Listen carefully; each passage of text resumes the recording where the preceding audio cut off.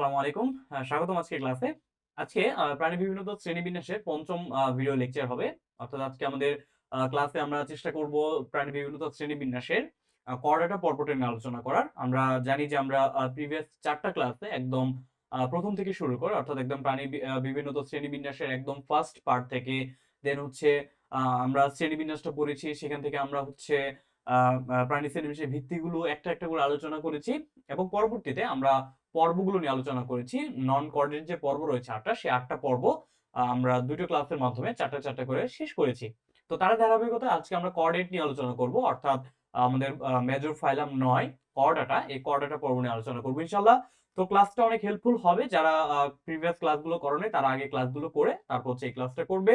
যারা বর্তমানে Facebook থেকে লাইভ দেখতেছো তারা অবশ্যই আ উম আ কোন সমস্যা হলে বা কোন প্রকার সমস্যায় আমাকে কমেন্টে জানাবে। আর যারা পরবর্তীতে YouTube এ লাইভ দেখবে তোমাদের যদি YouTube এ যখন ভিডিওটা দেখবে তোমাদের যদি কোনো সমস্যা থেকে থাকে অধ্যায়ের উপর তাহলে আমাদের গ্রুপে পোস্ট করার মাধ্যমে জানাতে পারো। কেমন? আমাদের গ্রুপ হচ্ছে টুডলস একাডেমি গ্রুপ, যেটা তুমি Facebook এ সার্চ করলে পাওয়া যাবে কিংবা পেয়ে যাবে কিংবা ডেসক্রিপশন বক্সে আমি এর লিংক দিয়ে দিব।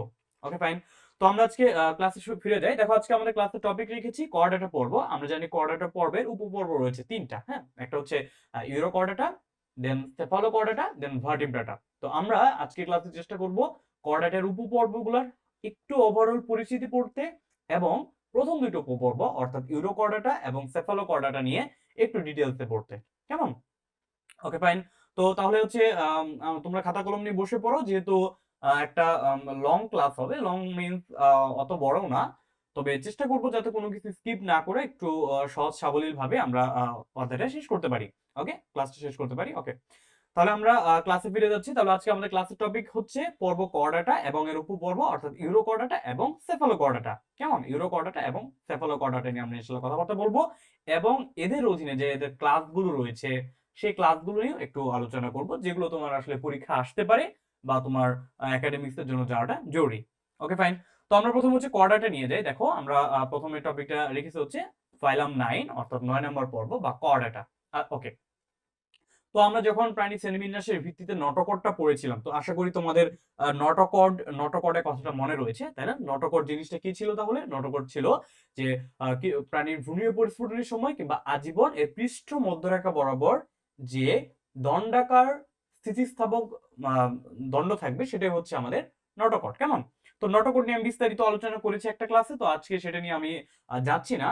তাহলে আমরা নটোকর্ডের ভিত্তিতে আমরা হচ্ছে প্রাণীদেরকে ২ টা ভাবে ভাগ করেছিলাম মেজর ফাইলাম গুলোকে। একটাকে বলেছিলাম নন কর্ডেট, যারা ছিল ফাইলাম ১ অর্থাৎ পরিফেরা থেকে ফাইলাম ৮ বা একাইনোডার্মাটা পর্যন্ত। তাহলে আমাদের ফাইলাম ৯ হচ্ছে কর্ডাটা। তাহলে কর্ডাটার আমরা যদি নামকরণটা একটু দেখি তাহলে কি হবে? এই যে কর্ড, কর্ড কথাটা কই থেকে আসছে বলতো ভাই? কর্ড কথাটা আসছে হচ্ছে আমাদের নটোকর্ড থেকে। কেমন? নটোকর্ড থেকে। নটোকর্ড থেকে আসছে হচ্ছে কর্ড কথাটা, এন্ড আটা মিন্স কি? আটা মানে হচ্ছে বহন করা, তাই না? আটা মানে হচ্ছে বহন করা। তাহলে যাদের যাদের কি থাকবে? যাদের ক্ষেত্রে নটোকর্ড থাকবে বা যারা নটোকর্ড বহন করবে তাদেরকে আমরা বলবো করডাটা। কেমন? করডাটা। আচ্ছা। তো আমরা বলেছিলাম যে আমরা যে মেজর ফাইলামের ক্ষেত্রে ফাইলাম ১ থেকে ফাইলাম ৯ পর্যন্ত পড়বো। তার ভিতরে আমরা আসলে একটা ক্রনোলজিক্যালি পড়বো। অর্থাৎ আমাদের ফাইলাম ১ তার চেয়ে একটু উন্নত অর্থাৎ পরিফেরার চেয়ে একটু উন্নত হবে ফাইলাম ২ বা নিডারিয়া, সেখান থেকে আরেকটু উন্নত প্লাটিহেলমিনথেস, তার চেয়ে আরেকটু উন্নত হচ্ছে নেমাটোডা। এভাবে আমাদের উন্নয়নের ধারাবাহিকতায় বা উন্নতির ধারাবাহিকতায় আমরা সর্বোন্নত পর্ব হিসেবে পাবো হচ্ছে আমরা করডাটা পর্বের প্রাণীদের। কেমন? ওকে। তো তাহলে হচ্ছে করডাটা পর্বের প্রাণী কাকে বলে বা করডাটা কাকে বলে এটার সংজ্ঞাটা যদি তোমরা একটু দেখতে চাও তাহলে কি বলবো সংজ্ঞা? যে যে সকল প্রাণীর জীবনের কি থাকবে? পৃষ্ঠীয় মধ্যরেখা বরাবর। আমি জাস্ট একটু টুকুই দিচ্ছি তোমাদের জন্য যে যে সকল অর্থাৎ এই পর্বের প্রাণীদের ক্ষেত্রে কি থাকবে? এই পর্বের প্রাণীদের জীবনের যেকোনো পর্যায়ে কি থাকবে ভাইয়া? পৃষ্ঠ পৃষ্ঠ মধ্যরেখা বরাবর, হ্যাঁ? এদের যেকোনো পর্যায়ে পৃষ্ঠ মধ্যরেখা বরাবর, দেহের পৃষ্ঠ মধ্যরেখা বরাবর কি থাকবে ভাইয়া? দেহের পৃষ্ঠ মধ্যরেখা বরাবর দণ্ডকার স্থিতিস্থাপক। একটু মনে রাখবা কথাগুলা। পৃষ্ঠ মধ্যরেখা বরাবর দণ্ডাকার স্থিতিস্থাপক স্থিতিস্থাপক কি থাকবে? দণ্ডাকারী স্থিতিস্থাপক নটোকর্ড এবং কি বললাম তাহলে ভাইয়া? পৃষ্ঠ মধ্যরেখা বরাবর দণ্ডাকারী স্থিতিস্থাপক নটোকর্ড। আর কি থাকবে? আর থাকবে হচ্ছে তোমার পৃষ্ঠীয় ফাঁপা স্নায়ুরজ্জু এবং পৃষ্ঠীয় ফাঁপা স্নায়ুরজ্জু থাকবে। তাহলে দণ্ডাকারী স্থিতিস্থাপক নটকট ও ও কি বলবো ভাইয়া, পৃষ্ঠীয় পৃষ্ঠীয় পৃষ্ঠীয় ফাঁপা ফাঁকা কি বলবো ভাইয়া, পৃষ্ঠীয় ফাঁকা কি থাকবে, সরি নট ফাঁকা, ফাঁপা, ফাঁকার ফাঁপার ভিতর ডিফারেন্স রয়েছে, ওকে। পৃষ্ঠীয় ফাঁপা স্নায়ুরজ্জু বা নার্ভ কর্ড, হ্যাঁ, স্নায়ুরজ্জু বা নার্ভ কর্ড পাবো, অর্থাৎ যাদের ক্ষেত্রে আমরা পৃষ্ঠ মধ্যরেখা বরাবর দণ্ডাকারী স্থিতিস্থাপক নটকট বা অপৃষ্ঠীয় ফাঁপা স্নায়ুরজ্জু কিংবা নার্ভ কর্ড পাবো, তাদেরকে আমরা কি বলবো ভাইয়া, তাদেরকে আমরা বলবো হচ্ছে কর্ডাটা। কেমন, সেই সকল পর্বের প্রাণীদের আমরা কি বলবো ভাইয়া, কর্ডাটা বলবো। বুঝতে পারছি? তাহলে কর্ডাটার আমাদের সংজ্ঞাটা কি হবে? তো কর্ডাটার সংজ্ঞার ক্ষেত্রে আমরা বলবো যে সকল প্রাণীদের ভ্রূণ অবস্থায় কিংবা আজীবন কিংবা তুমি এখানে আরেকটু স্পেসিফিক ভাবে বা একটু সুন্দর করে বলতে পারো যে জীবনের যে কোনো পর্যায়ে বা জীবনের যে কোনো স্টেজে, কেমন, তাহলে কি বলবো ভাইয়া, যে জীবনের যে কোনো পর্যায়ে হতে পারে সেটা, জীবনের যে কোনো পর্যায়ে যদি অর্থাৎ যে সকল প্রাণীদের জীবনের যে কোনো পর্যায়ে কি থাকবে, পৃষ্ঠ মধ্যরেখা বরাবর দণ্ডাকারী স্থিতিস্থাপক নটকট থাকবে, আর নটকটের ঠিক উপরে পৃষ্ঠীয় ফাঁপা স্নায়ুরজ্জু কিংবা নার্ভ কর্ড, স্নায়ুরজ্জু ইংলিশটা হচ্ছে নার্ভ কর্ড থাকবে, তাদেরকে আমরা বলবো কর্ডাটা। তো বুঝতে পারছি কর্ডাটার বেসিক সংজ্ঞাটা কি হবে তাহলে। আচ্ছা, তাহলে দেখো তো আমরা যদি একটু ফিগারটা দেখার চেষ্টা করি, দেখো আমি নিচে বাম পাশে একটা ফিগার এঁকে রেখেছি, সেখানে দেখো ফিগার কি রয়েছে, এই যে দেখো, এই যে আমাদের নটকটটা দেখো, এটা আমি একটু কালিটা চেঞ্জ করে নিচ্ছি, ওকে। দেখো এই যে এটা হচ্ছে আমাদের সেই নটকট, বুঝতে পারছি? এই যে আমি যেটা তোমাকে লাল কালি দিয়ে দেখাচ্ছি, দেখো এটা হচ্ছে আমাদের নটকট, ওকে। তাহলে এই যে নটকট, দেখো নটকট কোথায় আছে, এটা অবশ্যই প্ল্যান্টের পৃষ্ঠদেশে আছে, তাই না? পৃষ্ঠদেশে আছে, এবং এটা কি নিরেট, হ্যাঁ, নিরেট নটকট। আর তার উপরে ঠিক কি রয়েছে, দেখো নটকটের উপরে ঠিক রয়েছে এই যে এটা কি, এটা হচ্ছে ভাইয়া নার্ভ কর্ড, হ্যাঁ, এটা হচ্ছে নার্ভ কর্ড। নার্ভ কর্ডটা কেমন, হলো মিন্স কি, হলো মিন্স ফাঁপা, ওকে। তাহলে আমরা কি পেলাম তাহলে ভাইয়া, যাদের ক্ষেত্রে নটকট থাকবে এবং নটকটের ঠিক উপরে ফাঁপা নার্ভ কর্ড বা স্নায়ুরজ্জু থাকবে, তাদেরকে আমরা কি বলবো, কর্ডাটা বলবো। তাদেরকে আমরা বলবো কর্ডেট বা কর্ডাটা পর্বের প্রাণী। বুঝতে পারছি? তাহলে কর্ডাটা পর্বের প্রাণী কারা, যাদের ক্ষেত্রে জীবনের যে কোনো পর্যায়ে পৃষ্ঠ মধ্যরেখা বরাবর দণ্ডাকারী স্থিতিস্থাপক নটকট এবং নটকটের ঠিক উপরে পৃষ্ঠীয় ফাঁপা স্নায়ুরজ্জু কিংবা নার্ভ কর্ড থাকবে, তাদেরকে আমরা বলবো হচ্ছে কর্ডাটা পর্বের প্রাণী। ওকে ফাইন। তো এখন হচ্ছে কোয়াড্রাটা পর্বের আমরা যেহেতু প্রত্যেকটা পর্ব পড়েছি একটা নির্দিষ্ট ক্রাইটেরিয়ার ভিত্তিতে, বা আমরা একটা নির্দিষ্ট প্যাটার্ন মেনটেন করে পড়েছি, অর্থাৎ যে প্যাটার্নের ভিতরে আমাদের কি কি ইনক্লুডেড থাকবে, যে এই পর্বের প্রাণী কিছু কমন বৈশিষ্ট্য আর কিছু সাধারণ বৈশিষ্ট্য, ওকে। তো আমরা অ্যাজ ইউজুয়াল অন্যান্য পর্বের পাশাপাশি আমরা এখন নটকট যে অর্থাৎ কর্ডাটা যে পর্বটা রয়েছে এর কিছু সাধারণ বৈশিষ্ট্য নিয়ে আলোচনা করব, যে বৈশিষ্ট্যগুলো তোমাকে যদি একটা পর্বের কথা বলা হয়, একটা পর্ব তোমাকে উল্লেখ করে দেওয়া হয়, তোমাকে এই বৈশিষ্ট্যগুলো পারতে হবে। তার ভিতর জানি কি ছিল ভাইয়া, প্রথম বৈশিষ্ট্যটা কি ছিল, প্রথম বৈশিষ্ট্য ছিল হচ্ছে এই একটা পর্ব, তাহলে এই পর্বের সংগঠন ক্রমমাত্রা কেমন। তাহলে সংগঠন ক্রমমাত্রার ভিত্তিতে কর্ডাটা পর্বটা কেমন আমরা জানি, এর হচ্ছে সর্বোচ্চ উন্নত পর্ব। দ্যাট মিন্স এদের সংগঠন ক্রমমাত্রাটা হবে কেমন, এর সংগঠন ক্রমমাত্রা হবে হচ্ছে এরা অঙ্গতন্ত্র মাত্রা গঠন বিশিষ্ট প্রাণী হবে, কেমন। তাহলে এর হবে কি, এর হবে অঙ্গতন্ত্র মাত্রা গঠন বিশিষ্ট প্রাণী, কেমন। তার সংগঠন ক্রমমাত্রাটা কোন পর্যন্ত পৌঁছাবে, অঙ্গতন্ত্র মাত্রা পর্যন্ত পৌঁছাবে। তাহলে আমরা এদের বলবো হচ্ছে এরা অঙ্গতন্ত্র মাত্রার গঠন বিশিষ্ট প্রাণী, ওকে ফাইন। তাহলে সংগঠন ক্রমমাত্রার পরে আমরা কি বলবো ভাইয়া, ওকে। তাহলে অঙ্গতন্ত্র মাত্রা গঠন বিশিষ্ট প্রাণী, ওকে ফাইন। তারপরে জেনে আমরা কি বলবো ভাইয়া, তারপরে আমরা বলেছিলাম যে সংগঠন ক্রমমাত্রার পরে আমরা বলে দিব যে এদের যে এরা ভ্রূণ স্তরের ভিত্তিতে এরা কয় স্তরী, এরা কি দ্বিস্তরী না এরা ত্রিস্তরী, অর্থাৎ ডিপ্লোব্লাস্টিক না এরা ট্রিপ্লোব্লাস্টিক। তো আমরা জানি যে আমাদের প্ল্যাটি হেলমিনথিস থেকে শুরু করে বাকি যতগুলো পর্ব রয়েছে, অর্থাৎ প্ল্যাটি হেলমিনথিস অর্থাৎ 3 নম্বর পর্ব থেকে শুরু করে 9 নম্বর পর্ব পর্যন্ত, কর্ডাটা পর্যন্ত সকল পর্বের প্রাণীরা কেমন, এরা হচ্ছে ত্রিস্তরী, কেমন। তাহলে এদিকে আমরা কি বলবো ভাই, এরা হচ্ছে ত্রিস্তরী। তাহলে ভ্রূণীয় স্তরের ভিত্তিতে এই পর্বের প্রাণীরা হবে ত্রিস্তরী।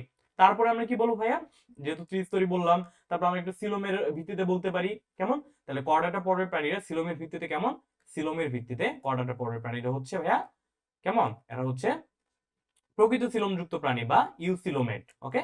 তাহলে কর্ডাটা পর্বের প্রাণীরা হচ্ছে সিলোমের ভিত্তিতে ইউসিলোমেট।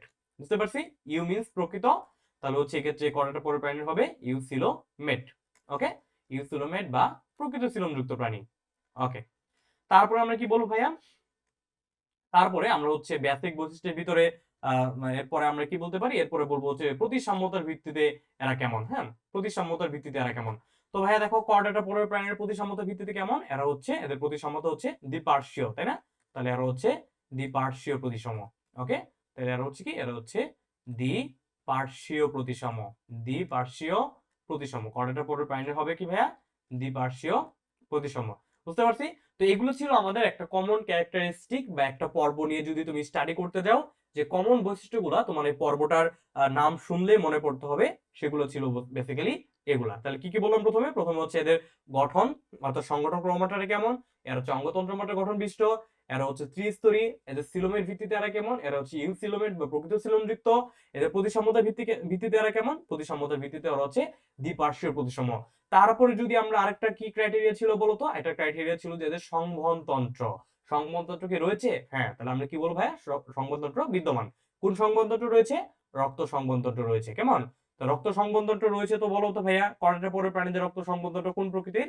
রক্ত সংবহন তন্ত্র হচ্ছে বদ্ধ প্রকৃতির। তাহলে আমরা তারপর বলবো কি, বদ্ধ রক্ত সংবহন তন্ত্র বিদ্যমান। ওকে, তাহলে বলবো হচ্ছে বদ্ধ রক্ত সংবহন তন্ত্র বিদ্যমান। ইন জেনারেল কর্ডেট প্রাণীদের ক্ষেত্রে কি হবে, বদ্ধ রক্ত সংবহন তন্ত্র বিদ্যমান থাকবে।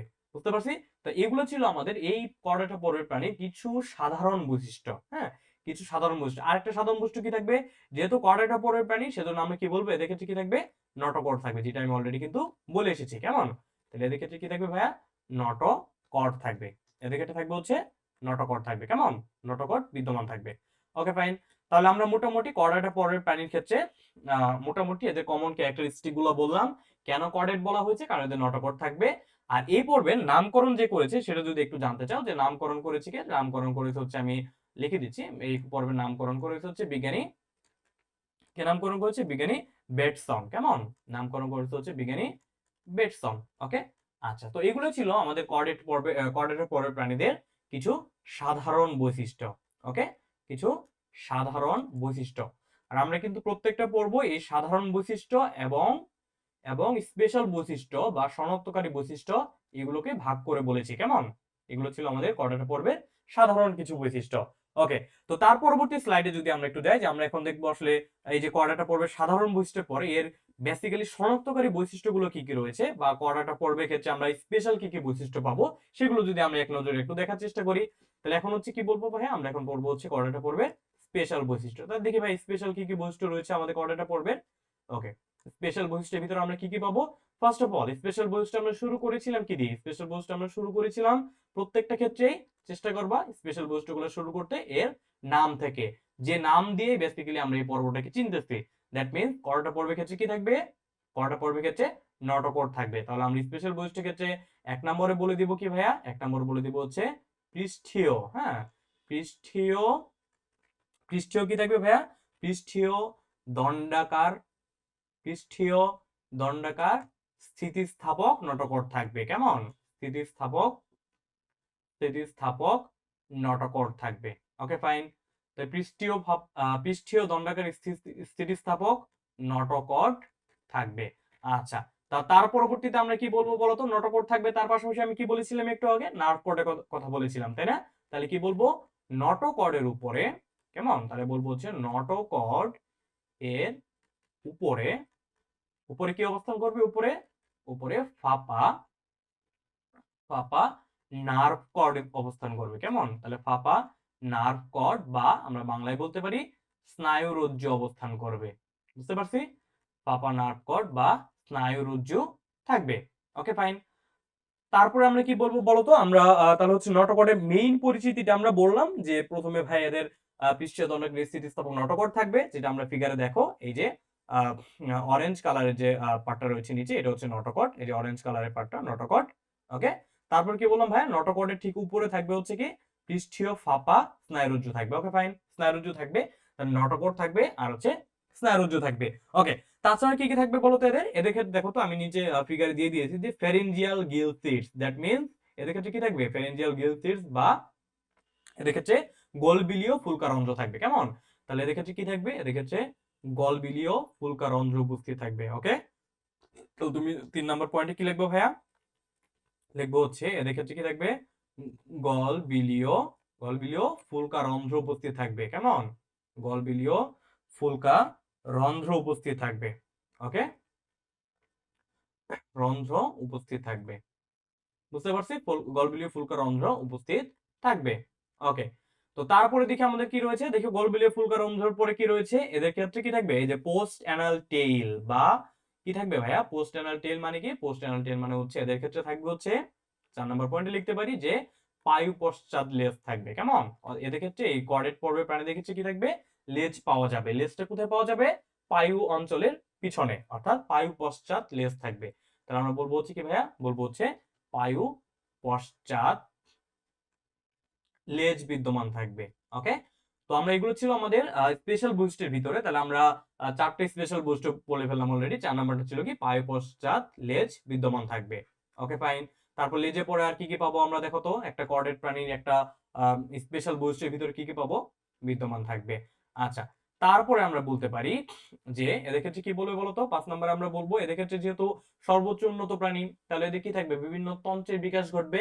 ওকে, তো তন্ত্রের ভিতরে আমরা কি কি বলবো? প্রথম বলবো রক্ত সংবহন তন্ত্র। তাহলে কি বলবো ভাইয়া? বলবো হচ্ছে রক্ত সংবহন তন্ত্র হবে কি প্রকৃতির? বদ্ধ প্রকৃতির।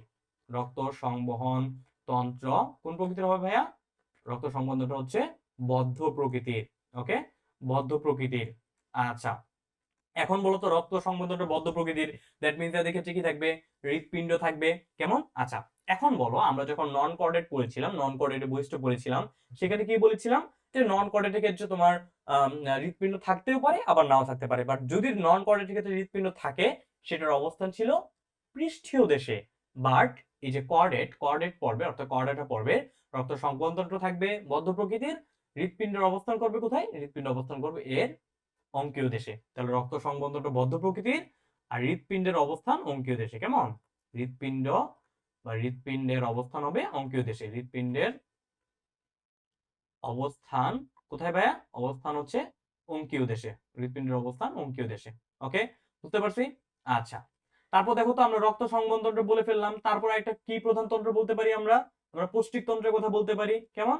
তাহলে আমরা কি বলবো? এদের এদের কার্যকর পৌষ্টিক তন্ত্র থাকে। কার্যকর পৌষ্টিক তন্ত্র থাকে। এবং এই পৌষ্টিক তন্ত্রটা কেমন হয় বলতো? আচ্ছা, আগে বলি যে এদের সুগঠিত পৌষ্টিক তন্ত্র থাকে। সুগঠিত সুগঠিত পৌষ্টিক তন্ত্র বিদ্যমান থাকে। ওকে, সুগঠিত পৌষ্টিক তন্ত্র বিদ্যমান থাকে। আচ্ছা, বিদ্যমান থাকে।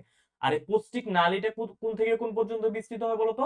সুগঠিত পৌষ্টিক তন্ত্র বিদ্যমান থাকে, এবং এদের যে পৌষ্টিক নালী সেটা মুখ ছিদ্র থেকে পায়ু ছিদ্র পর্যন্ত বিস্তৃত হয়। সেটা লিখে দিতে পারো যে সুগঠিত পৌষ্টিক তন্ত্র বিদ্যমান, পৌষ্টিক নালী, পৌষ্টিক নালী, পৌষ্টিক নালী কোন থেকে কোন পর্যন্ত বিদ্যমান ভাইয়া? পৌষ্টিক নালী মুখ ছিদ্র থেকে পায় ছিদ্র পর্যন্ত বিদ্যমান। পৌষ্টিক নালী মুখ ছিদ্র থেকে পায়ু ছিদ্র পর্যন্ত বিদ্যমান।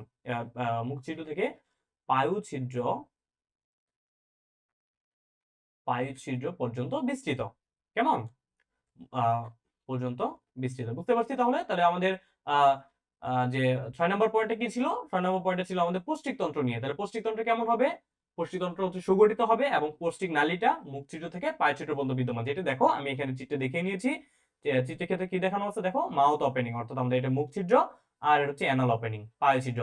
এই সম্পূর্ণটা হচ্ছে কি? সম্পূর্ণটা হচ্ছে কর্ডেট পর্বের পৌষ্টিক তন্ত্র। কেমন? আচ্ছা, তার পরবর্তী পয়েন্ট আমরা কি দিতে পারি? 7 নম্বর পয়েন্ট দেখো, আমরা রক্ত সংবহন তন্ত্রের কথা বললাম, তারপর হচ্ছে সুগঠিত পৌষ্টিক তন্ত্রের কথা বললাম। তাছাড়া এদের আরেকটা কি কমন ক্যারেক্টারিস্টিক থাকবে? এদের হচ্ছে সুগঠিত স্নায়ুতন্ত্র থাকবে। কেমন? তাহলে এদের ক্ষেত্রে কি বলবো? এদের ক্ষেত্রে সুগঠিত স্নায়ুতন্ত্র থাকবে। সুগঠিত স্নায়ুতন্ত্র থাকবে। ওকে, তো সুগঠিত স্নায়ুতন্ত্র থাকবে, স্নায়ুতন্ত্র তো থাকতেই হবে, তাই না? যে তার উন্নত পর্ব, আর উন্নত পর্বে কি করবে? উন্নত পর্ব তার বুদ্ধিমত্তা প্রয়োগ করবে, আর বুদ্ধিমত্তা প্রয়োগের জন্য তার কি করতে হবে? উন্নত মস্তিষ্ক প্রয়োজন পড়বে।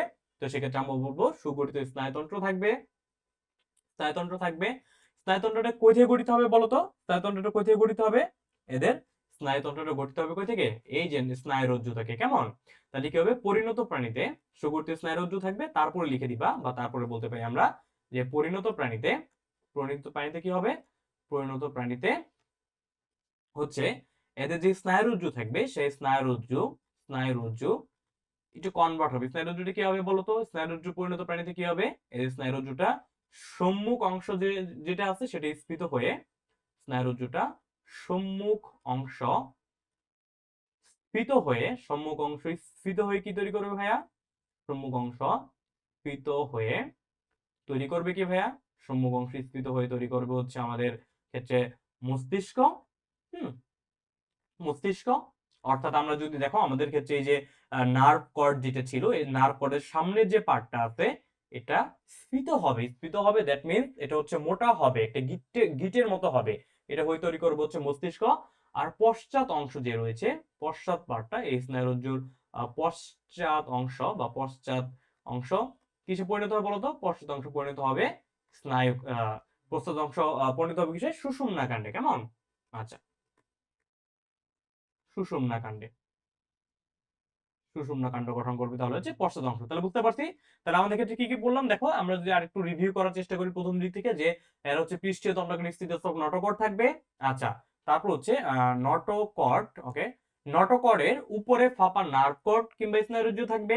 ওকে, তারপরে গলবিলীয় ফুলকরন্ধ্র উপস্থিত থাকতে পারে, পায়ের পশ্চাৎ লেজ থাকবে। তারপর হচ্ছে আমরা বলেছি যেহেতু উন্নত পর্ব তাহলে কি থাকবে? অবশ্যই এদের ক্ষেত্রে হচ্ছে তোমার উন্নত তন্ত্রগুলো থাকবে, দ্যাট মিন্স রক্ত সংকোচন থাকবে। কোন প্রকৃতির হবে ভাইয়া? বদ্ধ প্রকৃতির। হৃদযন্ত্রের অবস্থান কোথায় হবে ভাইয়া? হৃদযন্ত্রের অবস্থান হবে অঙ্কীয় দেশে। আর যেখানে পৃষ্ঠীয় দেশে কাদের থাকে? নন কর্ডেটদের ক্ষেত্রে থাকে। তাছাড়া এদিকে কি থাকবে? সুগঠিত পৌষ্টিক তন্ত্র থাকবে, পৌষ্টিক নালী মুখ ছিদ্র থেকে পায়ে ছিদ্র পর্যন্ত বিস্তৃত থাকবে। তারপরে সুগঠিত স্নায়ুতন্ত্র থাকবে। স্নায়ুতন্ত্র কিভাবে গঠিত হবে? স্নায়ুরজ্জুগুলো যে রয়েছে, এদের যে স্নায়ুরজ্জু রয়েছে, পৃষ্ঠীয় স্নায়ুরজ্জু, এই স্নায়ুরজ্জুটা এর সম্মুখ পার্টটা অর্থাৎ সামনের অংশটা তৈরি করবে হচ্ছে মস্তিষ্ক। কি হয়ে? স্ফীত হয়ে তৈরি করবে মস্তিষ্ক। আর পশ্চাৎ অংশটা গঠন করবে হচ্ছে সুষুম্নাকাণ্ড। কেমন? বুঝতে পারছি? সুষুম্নাকাণ্ড বা স্পাইনাল কর্ড। ওকে, যাই হোক, তারপরে আমরা 8 নম্বর পয়েন্টে কি লিখতে পারি? আমরা 8 নম্বর পয়েন্টে দিতে পারি, দেখো ভাইয়া, আমরা মোটামুটি 7টা পয়েন্ট দিলাম। 8 নম্বর পয়েন্টে কি দিতে পারি? এদের ক্ষেত্রে কি থাকবে? এদের ক্ষেত্রে হচ্ছে এদের ভ্রূণ অবস্থায় যে অ্যান্ড্রোস্টাইল থাকবে, এদের কি থাকবে দেখো, এদের হচ্ছে গলবিলের নিচে, হ্যাঁ, বা এদের যে হচ্ছে তোমার গলবিল অঞ্চলে বা গলবিলের নিচে, গলবিলের নিচে অবস্থানকারী অ্যান্ডোস্টাইল, নিচে কি হবে? অ্যান্ডোস্টাইল থাকবে। কেমন? অ্যান্ডোস্টাইল থাকবে। অ্যান্ডোস্টাইল নামক অঙ্গ থাকবে। কেমন? গলবিলের নিচে অ্যান্ডোস্টাইল নামক অঙ্গ থাকবে, নামক অঙ্গ বিদ্যমান থাকবে। এখন দেখো আমরা তো ভাই অ্যান্ডোস্টাইল আমাদের দেহে পাই না, তাহলে এটা কি হয়ে যায় বলতো? আচ্ছা দেখো, গলবিলের নিচে অ্যান্ডোস্টাইল নামক অঙ্গ বিদ্যমান থাকবে। আর এই অ্যান্ডোস্টাইলটা পরিণত অবস্থা কিসে পরিণত হবে বলতো? অ্যান্ডোস্টাইলটা পরিণত প্রাণীতে কিসে পরিণত হবে? অ্যান্ডোস্টাইলটা পরিণত প্রাণীতে পরিণত হবে কিসে ভাইয়া? অ্যান্ডোস্টাইলটা পরিণত প্রাণীতে পরিণত হবে হচ্ছে কিসে? আমাদের থাইরয়েড গ্রন্থিতে। কেমন? আমাদের থাইরয়েড গ্রন্থিতে। বুঝতে পারছি? থাইরয়েড গ্রন্থিতে।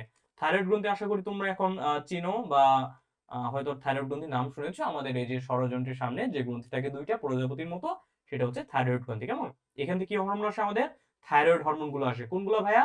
ওই যে T3 T4 তোমরা যখন অষ্টম অধ্যায়টা পড়বা তখন আমরা এটা নিয়ে বিস্তারিত জানবো আর কি। কেমন? আচ্ছা, তাহলে বললাম যে গলবিলের নিচে অ্যান্ডোস্টাইল নামক অঙ্গ থাকে যেটা আসলে পরিণত প্রাণীতে থাইরয়েড গ্রন্থিতে রূপান্তরিত হয়ে যায়। ওকে, তারপরে তারপরে কি রয়েছে? তারপর দেখো তো এদের ক্ষেত্রে কি বিদ্যমান থাকবে ভাই? এদের ক্ষেত্রে হচ্ছে সিলোম বিদ্যমান থাকবে, তাই না? প্রকৃত সিলোম বিদ্যমান থাকবে। তাহলে কি বলবো ভাই? এদের ক্ষেত্রে প্রকৃত সিলোম বিদ্যমান থাকবে এবং প্রকৃত সিলোম বিদ্যমান থাকবে, এটা আমরা অলরেডি জানি। প্রকৃত সিলোম বিদ্যমান বিদ্যমান এবং ও প্রকৃত সিলোম বিদ্যমান ও কি থাকবে? এই সিলোমকে ঘিরে কি থাকবে? সুগঠিত পেরিটোনিয়াম থাকবে। কেমন? তাহলে প্রকৃত সিলোম বিদ্যমান থাকবে ও সুগঠিত পেরিটোনিয়াম থাকবে। বুঝতে পারছি? পেরিটোনিয়াম থাকে। এখন বলতো ভাই পেরিটোনিয়াম জিনিসটা কি? পেরিটোনিয়াম হচ্ছে আমাদের মেসোডার্মাল কোষস্তর থেকে সৃষ্ট একটা পর্দা। কেমন? এটুকু জানলে হবে যে পেরিটোনিয়াম থাকবে। ওকে, প্রকৃত সিলোম বিদ্যমান ও সুগঠিত পেরিটোনিয়াম থাকবে। তো এই ছিল মোটামুটি আমাদের কি? এই ছিল মোটামুটি আমাদের নন কর্ডাটা পর্বের কিছু বেসিক বৈশিষ্ট্য, যেগুলো হচ্ছে আমরা কি বলতে পারি? স্পেশাল বৈশিষ্ট্য। অর্থাৎ এই স্পেশাল বৈশিষ্ট্যগুলো দেখে আমরা হচ্ছে কর্ডাটা পর্বকে সনাক্তকরণ করতে পারবো। কি কি থাকবে ভাই? আমি যদি আরেকবার রিক্যাপ করে দিই এখনই। পৃষ্ঠীয় দণ্ডাকারী স্থিতিস্থাপক নটোকর্ড থাকবে, সেজন্য নাম হয়েছে কর্ডাটা। নটোকর্ডের উপর ফাঁপা নার্ভ কর্ড কিংবা স্নায়ুরজ্জু থাকবে। তারপরে কি হবে ভাইয়া? তারপর হচ্ছে গলবিলীয় ফুলকারন্ধ্র উপস্থিত থাকবে। ওকে, তারপরে পায়ে পশ্চাৎ লেজ থাকবে, রক্ত সংবন্ধনটা থাকবে হচ্ছে বদ্ধ প্রকৃতির। আর হচ্ছে তোমার হৃৎপিণ্ডের অবস্থান থাকবে অঙ্কীয় দেশে। এদের সুগঠিত পৌষ্টিক তন্ত্র থাকবে। কেমন? মানে পরিপাক তন্ত্র থাকবে সুগঠিত। আর এদের যে পৌষ্টিক নালী সেটা মুখ ছিদ্র থেকে পায় ছিদ্র পর্যন্ত বিস্তৃত হবে। এদের সুগঠিত স্নায়ুতন্ত্র থাকবে, আর স্নায়ুতন্ত্র কই থেকে ডেভেলপ করবে, এদের যে স্নায়ুরজ্জু থাকবে অর্থাৎ নার্ভ কোড থাকবে সেখান থেকে ডেভেলপ করবে। তার নার্ভ কোডটা কিসে পরিণত হবে, নার্ভ কোডের যে সম্মুখ অংশ রয়েছে, যেটা আমি এই যে চিত্র দেখিয়েছি দেখো, সম্মুখ অংশটা সেটা কনভার্ট হবে হচ্ছে মস্তিষ্কে, আর এই যে পশ্চাৎ অংশটা যে রয়েছে নার্ভ কোডের, নার্ভ কোডের পশ্চাৎ অংশটা সেটা পরিণত হবে কিসে, সেটা পরিণত হবে সুষুম্না কাণ্ডে বা স্পাইনাল কর্ডে। তারপরে গলবিলের নিচে কি থাকবে, অ্যান্ডোস্টাইল নামক অঙ্গ থাকবে, যেটা কি পরিণত প্রাণীতে পাওয়া যাবে না, অ্যান্ডোস্টাইলটা পরিণত প্রাণীতে থাইরয়েড গ্রন্থিতে রূপান্তরিত হবে। কেমন? তারপরে যদি আমরা দেখি এদের ক্ষেত্রে প্রকৃত সিলোম বিদ্যমান থাকবে আর এদের সুগঠিত পেরিটোনিয়াম থাকবে। বুঝতে পারছি? ওকে, এগুলো ছিল তাহলে আমাদের মোটামুটি কর্ডাটা পর্বের কমন কিছু বৈশিষ্ট্য বা কর্ডাটা পর্বের স্পেশাল বৈশিষ্ট্যগুলো আর কি। কেমন? আর এর আগে আমরা কর্ডাটা পর্বের সাধারণ বৈশিষ্ট্য যেগুলো ছিল সেগুলো আমরা বলে আসছিলাম। কেমন? তো এই ছিল মোটামুটি আমাদের কর্ডাটা পর্ব নিয়ে বিস্তারিত। তোমাকে পরীক্ষাতে আসলে হয়তো এই স্পেশাল বৈশিষ্ট্যগুলো নিয়ে আসবে, এই স্পেশাল বৈশিষ্ট্যগুলো তোমাকে পারতে হবে। কেমন? ক্লিয়ার? ওকে, তারপরে যদি আমরা যাই যে কোয়াড্রাটা পর্ব এখন আমরা পড়লাম, তাহলে এখন হচ্ছে কোয়াড্রাটা পর্বের একটু শ্রেণীবিন্যাস পড়তে হবে। আমরা প্রথম 1 থেকে 8 নাম্বার যে পর্বগুলো পড়েছি সেগুলো কিন্তু আসলে ওদের কোনো সাব ডিভিশন পড়তে হয় না। কয়েকটা ক্ষেত্রে আমরা একটু ক্লাস নিয়ে আলোচনা করেছি, বাট ক্লাসটা অতটা মেজর কোনো ইস্যু ছিল না। বাট এই কোয়াড্রাটা পর্বের ক্ষেত্রে এর যে ক্লাসিফিকেশন রয়েছে সেগুলো একটু জানতে হবে। কেমন? তো আমরা এখন হচ্ছে কোয়াড্রাটা পর্বের শ্রেণীবিন্যাসটা করব। তো কোয়াড্রাটা পর্বের শ্রেণীবিন্যাসটা আসলে আমরা কার নীতি অনুসরণ করব বা আসলে কোন শ্রেণীবিন্যাসটা করব, আমরা হচ্ছে বেসিক্যালি হিকম্যানের শ্রেণীবিন্যাসটা করব। কেমন? হিকম্যান, বিজ্ঞানী হিকম্যান যে শ্রেণীবিন্যাসটা দিয়েছিলেন তোমরা তোমাদের বইতে পেয়ে যাবে, এই হিকম্যানের শ্রেণীবিন্যাসটা করব। ওকে, হিকম্যানের শ্রেণীবিন্যাসটা করব। আচ্ছা, তো আমরা জানি একটা একটা পর্বটা তাহলে আমাদের কি ছিল, তাহলে তাহলে ভাই আমাদের পর্ব ছিল অর্থাৎ ফাইলাম ছিল হচ্ছে কর্ডাটা। আমি একটু লিখে দিচ্ছি। আচ্ছা, আমি এদিকে লিখে দিচ্ছি একটু সুন্দর করে যাতে বুঝতে সুবিধা হয় তোমাদের জন্য। ওকে, জাস্ট এ মিনিট। আচ্ছা,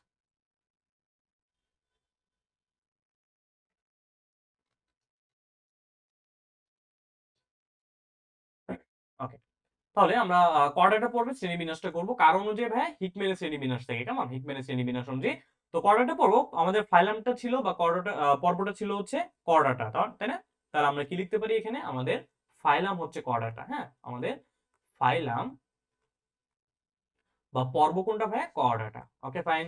তো ফাইলামের অধীনে কি থাকে ভাইয়া, আমরা হচ্ছে দ্বিতীয় লেকচারে সম্ভবত আমরা পড়েছি, তাই না? ফাইলামের অধীনে কি থাকে?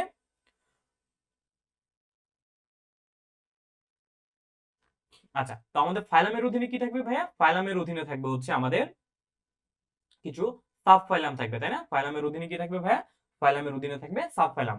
মনে রাখবা এই যে কর্ডাটা পর্ব রয়েছে তার সাব ফাইলাম হচ্ছে টোটাল 3টা। আমি যদি একটু সবগুলোই লিখে দেই। হ্যাঁ, ওকে, আচ্ছা। তো ফাইলাম কর্ডাটা এর সাব ফাইলাম তাহলে আমরা কি পাবো, সাব ফাইলাম পাবো হচ্ছে 3টা। 1 নাম্বার সাব ফাইলাম কি হবে ভাইয়া, আমি একটু করে দিচ্ছি। ওকে, আচ্ছা, তাহলে আমাদের 1 নাম্বার সাব ফাইলাম হবে, 1 নাম্বার সাব ফাইলাম হবে সাব ফাইলাম 1, যেটা সেটা হবে ইউরোকর্ডাটা। কেমন? তাহলে ইউরোকর্ডাটা হবে আমাদের সাব ফাইলাম 1। তাহলে আমি লিখে দিচ্ছি সবগুলা সাব সাব ফাইলাম 1। তো সাব ফাইলাম 1 এর নাম কি হবে ভাইয়া, সাব ফাইলাম 1 হবে ইউরোকর্ডাটা। ওকে, ইউরোকর্ডাটা। তারপরে সাব ফাইলাম 2 কোনটা হবে তাহলে ভাইয়া,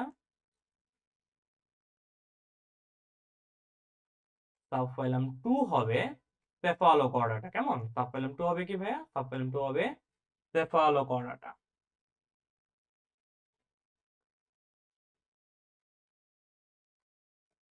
দেন সাব ফাইলাম 3 কোনটা হবে, সাব ফাইলাম 3 হবে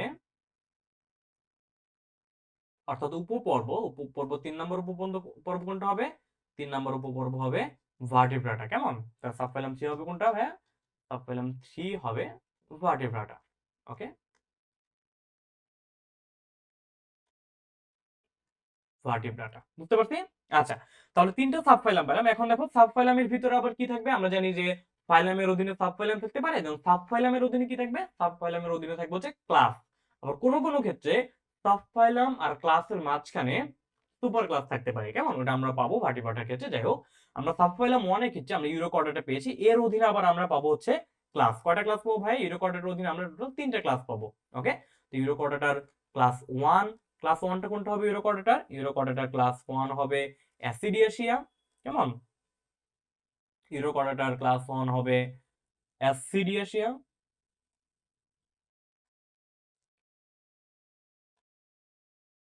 ইউরোকর্ডাটার ক্লাস 2 হবে থ্যালাইসিয়া।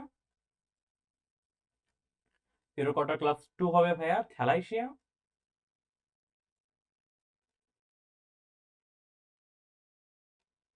দেন ইউরোকর্ডাটার ক্লাস 3টা হবে ভাইয়া, ক্লাস 3 হবে হচ্ছে লার্ভেশিয়া। কেমন?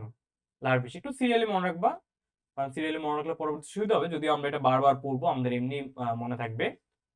ওকে, লার্ভেশিয়া বুঝতে পারছি। তাহলে ইউরোকর্ডাটার ক্লাস 1 হবে অ্যাসিডিয়াশিয়া, ক্লাস 2 হবে থ্যালাইসিয়া, ক্লাস 3 হবে লার্ভেশিয়া।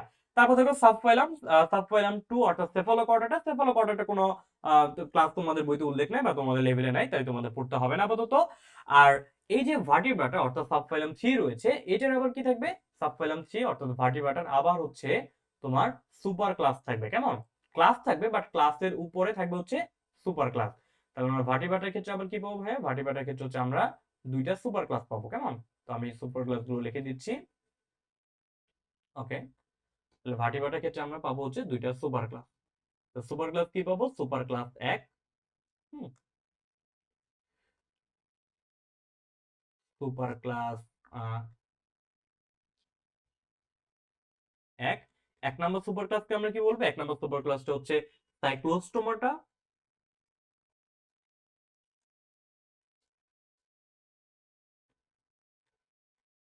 দেন 2 নম্বর সুপার ক্লাসটা হচ্ছে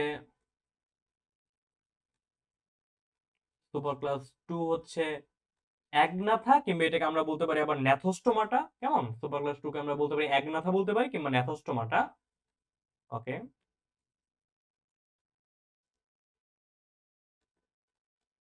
নেতস্টোমাটা। তাহলে আমাদের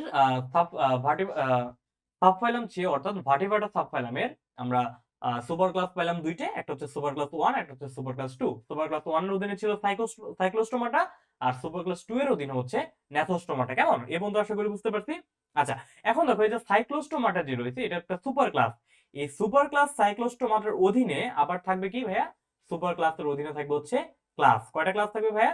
দুইটা ক্লাস থাকবে। ওকে, তারপর কি কি ক্লাস থাকবে তাহলে? ক্লাস থাকবে হচ্ছে ক্লাস 1, যেটাকে আমরা বলবো হচ্ছে তোমার মিক্সিনি।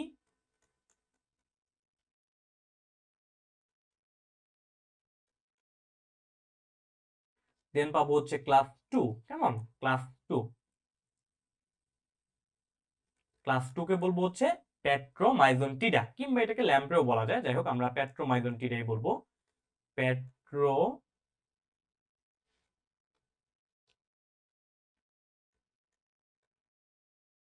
পেট্রোমাইজনটিডা। কেমন? পেট্রোমাইজনটিডা। তাহলে এটা ছিল আমাদের সাইক্লোস্টোমাটার ক্লাস 1 এবং ক্লাস 2, অর্থাৎ মিক্সিনি এবং পেট্রোমাইজনটিডা। তাহলে এখন যদি আমরা একটু সুপার ক্লাস 2 দেখতে যাই, সুপার ক্লাস 2 অর্থাৎ ন্যাথোস্টোমাটা। ন্যাথোস্টোমাটার অধীনে তোমরা জানো টোটাল 7টা ক্লাস রয়েছে। এই ক্লাসগুলো একটু ইম্পর্টেন্ট, এই ক্লাসগুলো নিয়ে আমাদের বিস্তারিত পড়তে হবে। ওকে, তাহলে আমরা এখানে 7টা ক্লাসগুলো একটু নামটা জাস্ট এখন শিখবো, তার পরবর্তীতে আমরা এগুলো নিয়ে আসলে বিস্তারিত পড়বো। তো নামের ভিতরে আমরা যদি বলি যে ক্লাস 1, ক্লাস 1 কোনটা রয়েছে? ন্যাথোস্টোমাটার ক্লাস 1 এর ভিতরে রয়েছে হচ্ছে আমাদের কন্ড্রিকথিস। ক্লাস 1 কোনটা ভাই? ক্লাস 1টা হচ্ছে কন্ড্রিকথিস।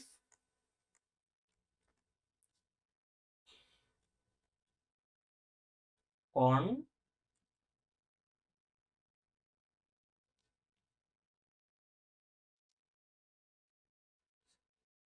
আচ্ছা, ঠিক আছে না সবকিছু? ওকে, তাহলে ক্লাস 1 এর ভিতরে রয়েছে কন্ড্রিকথিস।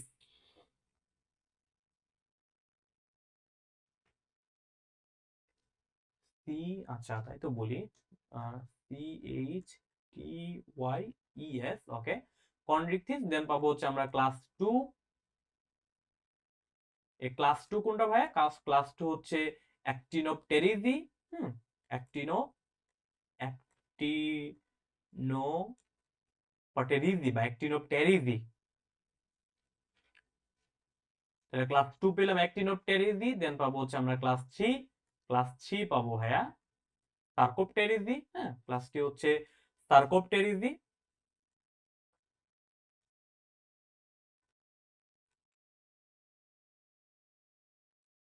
দেন আমরা পাবো হচ্ছে ক্লাস 4। ক্লাস 4 পাবো হচ্ছে আমরা আমি লিখে দিচ্ছি। ওকে, ক্লাস 4 পাবো কোনটা ভাইয়া? ক্লাস 4 পাবো হচ্ছে যদি এই পাশে লিখি যেটা হচ্ছে অ্যামফিবিয়া। দেন আমরা পাবো হচ্ছে ওকে, এটা ক্লাস 4 ছিল আমাদের অ্যামফিবিয়া। পরে হচ্ছে ক্লাস 5। ক্লাস 5 হচ্ছে আম রেপ্টালিয়া।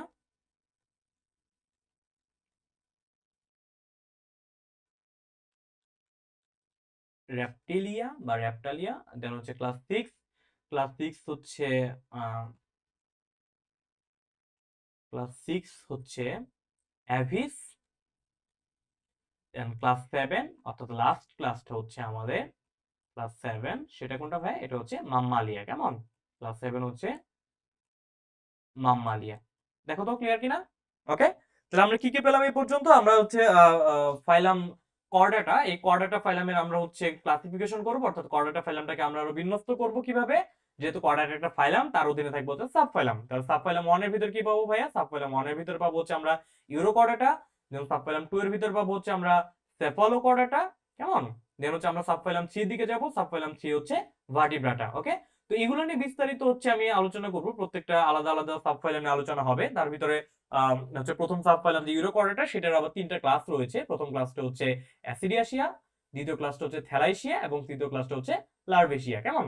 অ্যাসিডিয়াশিয়া, থ্যালাইশিয়া এবং লার্ভেশিয়া 3টে ক্লাস রয়েছে আমাদের ইউরোকর্ডাটার অধীনে।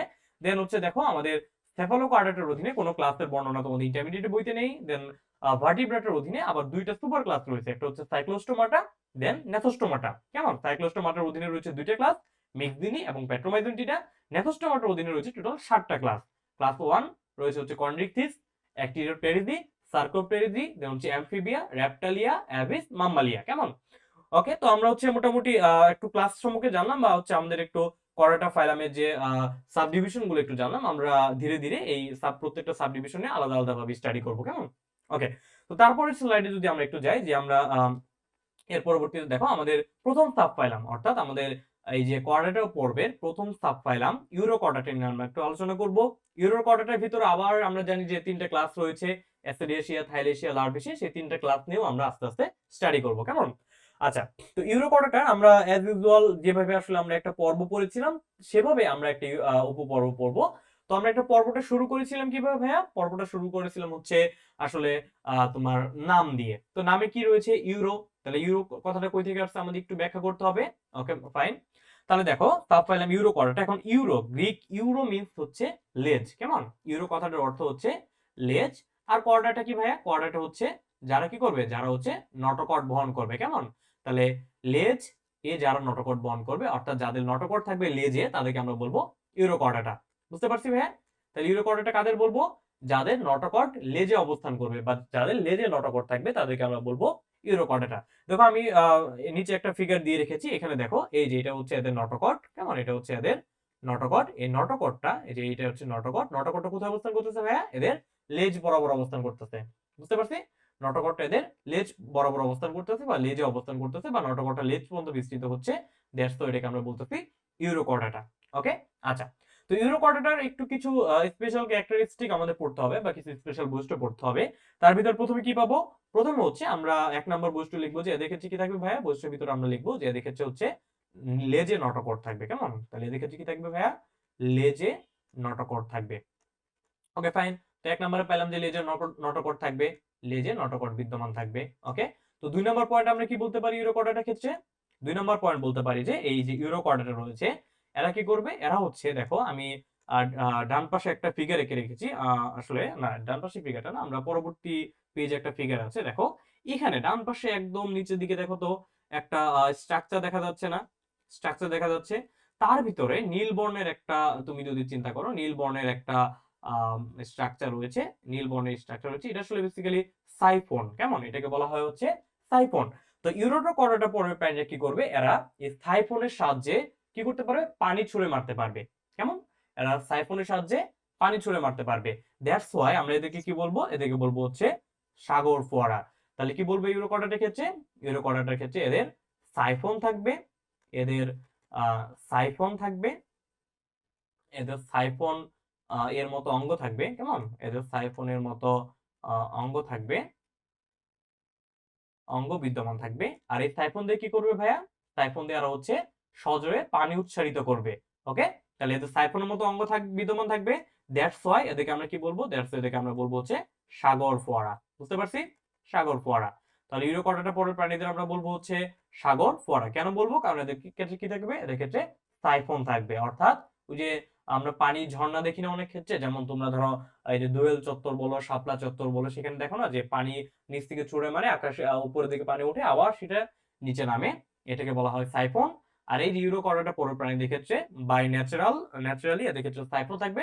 এদেরকে আমরা বলতেছি হচ্ছে সাগর ফোয়ারা। ওকে, তারপরে দেখো ইউরোকর্ডের যে প্রাণী রয়েছে এদের সারা দেহে একটা আবরণ থাকবে। কেমন? এদের দেহে একটা আবরণ থাকবে। সেটা কি নির্মিত ভাইয়া? সেটা টিউনিসিন নির্মিত। আমরা বলবো কি? টিউনিসিন নির্মিত। টিউনিসিন নামক একটা দেহ আবরণ থাকবে। কেমন? তাই টিউনিসিন নামক দেহ আবরণ থাকবে এদের। দেহ আবরণ থাকবে। ওকে, টিউনিসিন নামক দেহ আবরণ থাকবে। এই যে টিউনিসিন নামক দেহ আবরণ থাকলো, দ্যাটস ওয়াই এই ইউরোকর্ডাটা পরের প্রাণীদের কি বলা হয়? সেজন্য এই ইউরোকর্ডাটা পরের প্রাণীদেরকে আমরা বলবো কি? টিউনিকেটা। সেজন্য এদের কি বলা হবে? সেজন্য সেজন্য এদের বলা হবে হচ্ছে কি? এদের টিউনিকেটা বলা হবে। কেমন? সেজন্য এদের টিউনিকেটা বলা হয়। আচ্ছা, তাহলে আমরা তিনটা বৈশিষ্ট্য পাইলাম যে এদের ক্ষেত্রে প্রথমে পাবো হচ্ছে এদের লেজে নটকট বিদ্যমান থাকবে। তারপর 2 নম্বর বৈশিষ্ট্য পাইলাম হচ্ছে এদের সাইফন থাকবে, সেজন্য এদেরকে বলবো সাগর ফোয়ারা। এদের টিউনিসিন নামক দেহ আবরণ থাকবে, যেজন্য আমরা তাদেরকে বলবো হচ্ছে টিউনিকাটা। এখন দেখো এই যে টিউনিসিন, হ্যাঁ, টিউনিসিন নামক দেহের আবরণ থাকবে। এই টিউনিসিনটা অনেকটা কিসের মতো বলতো? আমরা জানি কি উদ্ভিদের ক্ষেত্রে কি থাকে? উদ্ভিদের ক্ষেত্রে উদ্ভিদের কোষ প্রাচীর থাকে। সেই কোষ প্রাচীরটা কি নির্মিত হয়? সেলুলোজ নির্মিত হয়। সেলুলোজটা উদ্ভিদের কোষ প্রাচীরকে কি করে? একটা দৃঢ়তা প্রদান করে। কেমন? এই যে টিউনিসিন থাকে এদের, এই টিউনিসিনটা এদের দেহের স্ট্রাকচারকে অনেকটা রেজিডিটি দেয় বা অনেকটা দৃঢ়তা প্রদান করে। দ্যাটস ওয়াই এই টিউনিসিনকে আমরা কিসের সাথে তুলনা করতে পারি? ওই উদ্ভিদের সেলুলোজের সাথে তুলনা করতে পারি। যেহেতু এটা প্রাণীতে বিদ্যমান এবং এটার কাজ উদ্ভিদের সেলুলোজের মতো, সেজন্য এই টিউনিসিনকে আমরা কি বলবো ভাইয়া? এই টিউনিসিনকে আরেকটা নাম দেওয়া হয়েছে প্রাণীজ সেলুলোজ। কেমন? তাহলে টিউনিসিনকে আমরা কি বলতে পারি ভাইয়া? প্রাণীজ সেলুলোজ। বুঝতে পারছি? প্রাণীজ সেলুলোজ বলা হবে এই টিউনিসিনকে। কেমন? ক্লিয়ার? ওকে, তাছাড়া আমরা বলতে পারি কি, দেখো তো এদের ক্ষেত্রে আর কি থাকবে? আচ্ছা, এদের ক্ষেত্রে তারপরে আমরা আরেকটা কমন বৈশিষ্ট্য বলতে পারি যে এদের ক্ষেত্রে কি থাকবে? এদের ক্ষেত্রে হচ্ছে তোমার এদের হচ্ছে কোনো কার্যকর তোমার মস্তিষ্ক থাকবে না, বা কার্যকর বা সুগঠিত হচ্ছে তোমার স্নায়ুতন্ত্র থাকবে না। তার পরিবর্তে স্নায়ু গ্রন্থি থাকবে। কেমন? তাহলে কি থাকবে এদের দেহে? স্নায়ু গ্রন্থি, বা এদের ক্ষেত্রে কি থাকবে ভাইয়া? গ্রন্থি স্নায়ু গ্রন্থি বিদ্যমান থাকবে। কেমন? স্নায়ু গ্রন্থি বিদ্যমান থাকবে। এই স্নায়ু গ্রন্থিকে কি বলি বলতো? স্নায়ু গ্রন্থি কি বলি? স্নায়ু গ্রন্থিকে বলা হচ্ছে গ্যাংলিয়ন। তাহলে স্নায়ু গ্রন্থি বিদ্যমান থাকবে, বা কি থাকবে? বা গ্যাংলিয়ন বিদ্যমান থাকবে। ওকে, গ্যাংলিয়ন বিদ্যমান। তাই হচ্ছে গ্যাংলিয়নটা হচ্ছে অনেক ভাস্ট একটা আলোচনা, এটা আমরা আপাতত করছি না। তাহলে এদের স্নায়ুগ্রন্থি বিদ্যমান থাকবে কিংবা গ্যাংলিয়ন বিদ্যমান থাকবে। ওকে, এই গ্যাংলিয়নটা এদের কিসের কাজ করবে ভাইয়া? এদের ক্ষেত্রে স্নায়ুতন্ত্রের কাজ করবে। কেমন? গ্যাংলিয়নটা এদের ক্ষেত্রে স্নায়ুতন্ত্র কাজ করবে। ওকে, ফাইন। তো তার পরবর্তী পয়েন্ট কি হতে পারে এদের ক্ষেত্রে? এদের ক্ষেত্রে দেখো, এদের ক্ষেত্রে আমি ডান পাশে একটা চিত্র দিয়ে দেখেছি। দেখো তো এখানে কি হচ্ছে? একটা লার্ভা রয়েছে। কেমন? একটা লার্ভা রয়েছে, যে লার্ভার লেজে নটোকর্ড রয়েছে। ওকে, ফাইন। তো লার্ভাটা দেখো তো কি হচ্ছে? ধীরে ধীরে লার্ভাটা কি হচ্ছে? লার্ভাটা লার্ভা মিন্স এটা কি একটা সচল প্রাণী, তাই না? এটা হচ্ছে একটা সচল প্রাণী। হ্যাঁ, লার্ভা মানে এটা হচ্ছে একটা সচল প্রাণী। কারণ লার্ভা অবশ্যই প্রাণী, এদের প্রাণীগুলো কি করে? আর হচ্ছে সাঁতার কেটে বেড়ায়, সচল প্রাণী। এই লার্ভা থেকে একসময় এরা নিশ্চল একটা প্রাণীতে পরিণত হচ্ছে না? দেখো তো, লার্ভা অর্থাৎ সচল প্রাণী থেকে নিশ্চল প্রাণীতে পরিণত হচ্ছে, অর্থাৎ এরা চলন শক্তি হারাচ্ছে। কেমন? আচ্ছা, তার মানে এদের ক্ষেত্রে রূপান্তর ঘটতেছে বা মেটামরফোসিস ঘটতেছে, এবং মেটামরফোসিসের মাধ্যমে তারা কি করতেছে? সচল অবস্থা থেকে নিশ্চল অবস্থা প্রাপ্ত হচ্ছে। আর কোন একটা নিশ্চল হওয়া বা কোন একটা প্রাণীর ক্ষেত্রে তার চলন শক্তি হারিয়ে ফেলাটা, এটাকে কেমন বৈশিষ্ট্য হতে পারে? তার একটা অনুন্নত বৈশিষ্ট্য হতে পারে, তাই না? অর্থাৎ এই প্রাণীটা তার সচল লার্ভা দশা থেকে নিশ্চল পূর্ণাঙ্গ প্রাণীতে পরিণত হচ্ছে। কিভাবে? তার কি চলনাঙ্গ লুপ্ত হওয়ার মাধ্যমে বা চলনাঙ্গ বিলুপ্ত হওয়ার মাধ্যমে। তাহলে আমরা কি বলতে পারি? তাহলে এদের ক্ষেত্রে রূপান্তর হচ্ছে, বা রূপান্তরটা কেমন হচ্ছে? রূপান্তরটা হচ্ছে পশ্চাৎমুখী রূপান্তর বা অনুন্নত দিকে রূপান্তর হচ্ছে। অর্থাৎ এরা উন্নত বৈশিষ্ট্য থেকে ক্রমান্বয়ে অনুন্নত বৈশিষ্ট্য দিকে প্রাপ্ত হবে পরিণত অবস্থায়। সেই জন্য এদের ক্ষেত্রে আমরা কি বলবো? এদের ক্ষেত্রে আমরা বলবো হচ্ছে এদের কি হয়, লার্ভা দশায় বা লার্ভার প্রতীপ রূপান্তর হবে। এই টার্মটা একটু মনে রাখতে হবে, সেটা কি প্রতীপ রূপান্তর, ইংলিশ টার্মটাও লাগবে, প্রতীপ রূপান্তর বা আমরা ইংলিশে যদি বলি রেট্রোগ্রেসিভ রূপান্তর মিন্স মেটামরফোসিস।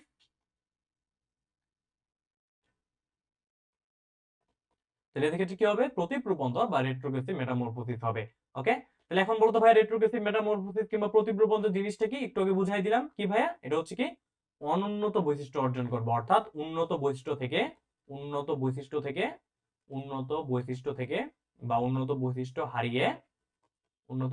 হারিয়ে কি হবে, অনুন্নত বৈশিষ্ট্য প্রাপ্ত হবে। কেমন, উন্নত বৈশিষ্ট্য হারিয়ে অনুন্নত বৈশিষ্ট্যের দিকে ধাবিত হবে, উন্নত বৈশিষ্ট্য প্রাপ্ত হবে।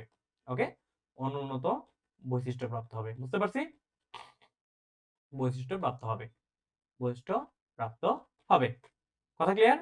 কেন উন্নত বৈশিষ্ট্য হারাবে বলেছি, কারণ দেখো এই লার্ভা দশায় প্রাণীটি ছিল সচল, বাট সে পূর্ণাঙ্গ অবস্থায় সে কি হয়ে গেল, সে হয়ে গেল নিশ্চল। তাহলে সচল থেকে নিশ্চল হইলো, তার চলনাঙ্গের হচ্ছে তোমার বিলুপ্তি হইলো, তাহলে সেক্ষেত্রে আমরা বলবো তার ক্ষেত্রে কি হয়েছে, মেটামরফোসিস হয়েছে বা রূপান্তর হয়েছে।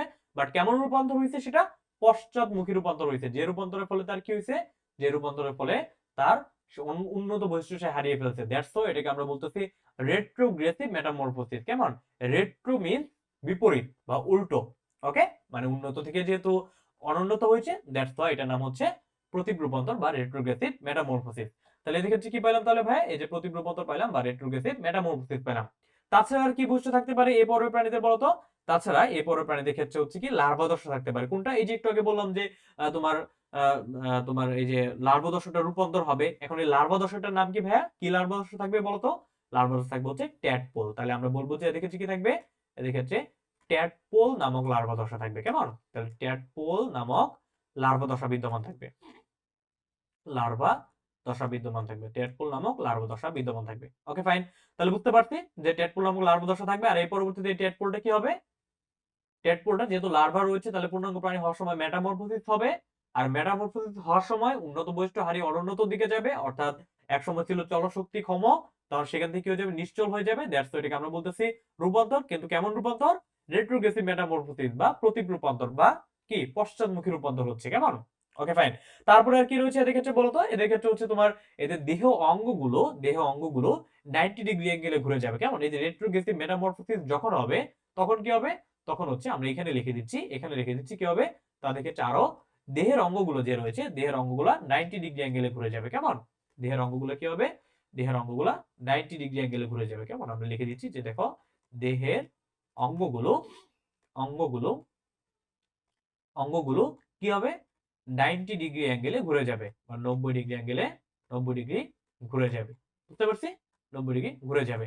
ওকে, তো এগুলোই ছিল মোটামুটি আমাদের এই ইউরোকর্ডাটা নিয়ে আলোচনা। তাহলে ইউরোকর্ডাটার ক্ষেত্রে আমরা কি কি বলবো ভাইয়া, ইউরোকর্ডাটার ক্ষেত্রে আমরা যে ইউরোকর্ডাটার নামকরণটা কেন হয়েছে, কারণ বলেছি এদের ক্ষেত্রে কি থাকবে, লেজের নোটোকর্ড থাকবে, নোটোকর্ডটা লেজে বিদ্যমান থাকবে। আচ্ছা, তারপরে কি থাকবে, এদের সাইফন থাকবে, এই সাইফন দিয়ে এরা কি করবে, সজোরে পানি উৎসারিত করবে। সেজন্য এদেরকে আমরা কি বলবো, সাগর ফোয়ারা। দেখো ভাইয়া কয়েকটা টার্ম একটু ইম্পর্টেন্ট, যেমন এই যে ইউরোকর্ডাটা, ইউরো হচ্ছে কেন, লেজের নোটোকর্ড আছে বিধায়, এদের সাইফন থাকবে, সেজন্য এটা আরেকটা নাম কি হয়েছে, আরেকটা নাম হচ্ছে সাগর ফোয়ারা, এই নামটা মনে রাখতে হবে। কেমন, তারপরে এদের কি থাকবে ভাই, এদের হচ্ছে দেখো টিউনিসিন নামক আবরণ থাকবে।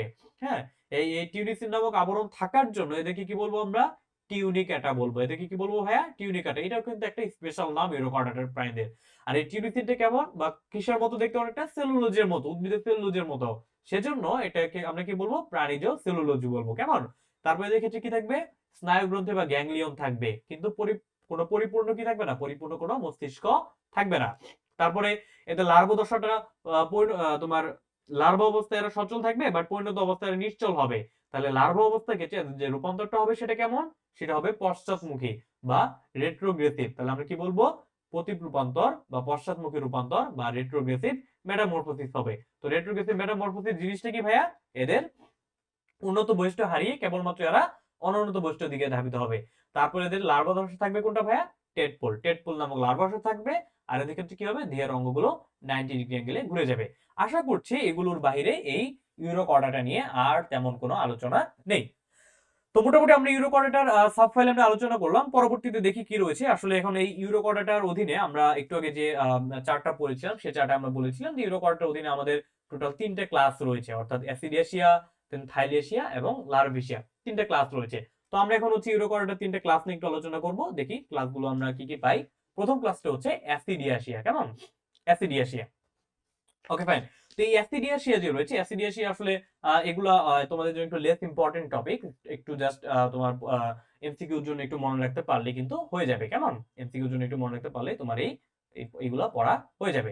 তো অ্যাসিডিয়াশিয়ার ভিতর আমরা কি কি পাবো, কিছু বৈশিষ্ট্য পাবো। তার মধ্যে দেখো অ্যাসিডিয়াশিয়ার আমি একটা ফিগার ডান পাশে দিয়ে রেখেছি। আগে প্রথমে একটু ফিগারটা দেখার চেষ্টা করি। দেখো এতে কি কি থাকবে, এদের হৃদযন্ত্র থাকবে, সবকিছু থাকবে।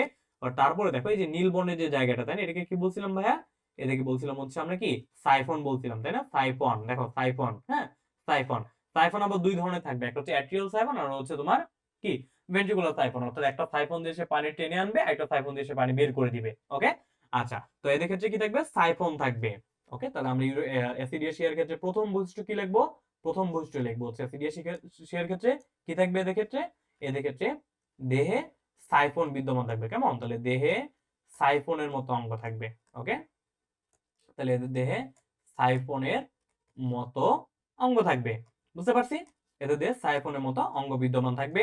সাইফনের মতো অঙ্গ যেহেতু থাকবে, তাহলে এই অ্যাসিডিয়াশিয়া পর্বের প্রাণী, অ্যাসিডিয়াশিয়া শ্রেণীর প্রাণীদেরকে আমরা কি বলবো ভাইয়া? এই অ্যাসিডিয়াশিয়া শ্রেণীর প্রাণীদেরকে আমরা বলবো হচ্ছে সাগর ফোয়ারা। ওকে, দেখো ইউরোকর্ডাটার একটা ক্লাসকে আমরা বলতেছি সাগর ফোয়ারা। বুঝতে পারছি কোন ক্লাসকে? এই অ্যাসিডিয়াশিয়াকে। কেমন? তাহলে অ্যাসিডিয়াশিয়াকে আমরা বলবো সাগর ফোয়ারা। কেন বলবো ভাইয়া? কারণ এই অ্যাসিডিয়াশিয়াতে একমাত্র সাইফন থাকবে। ওকে, আচ্ছা। তারপর দেখো তো অ্যাসিডিয়াশিয়া যে প্রাণীগুলো আছে, প্রাণীগুলো দেখতে আসলে কেমন? এই যে একটা প্রাণী দেখো তো আমি দেখিয়েছি, এই প্রাণীগুলো দেখতে কেমন?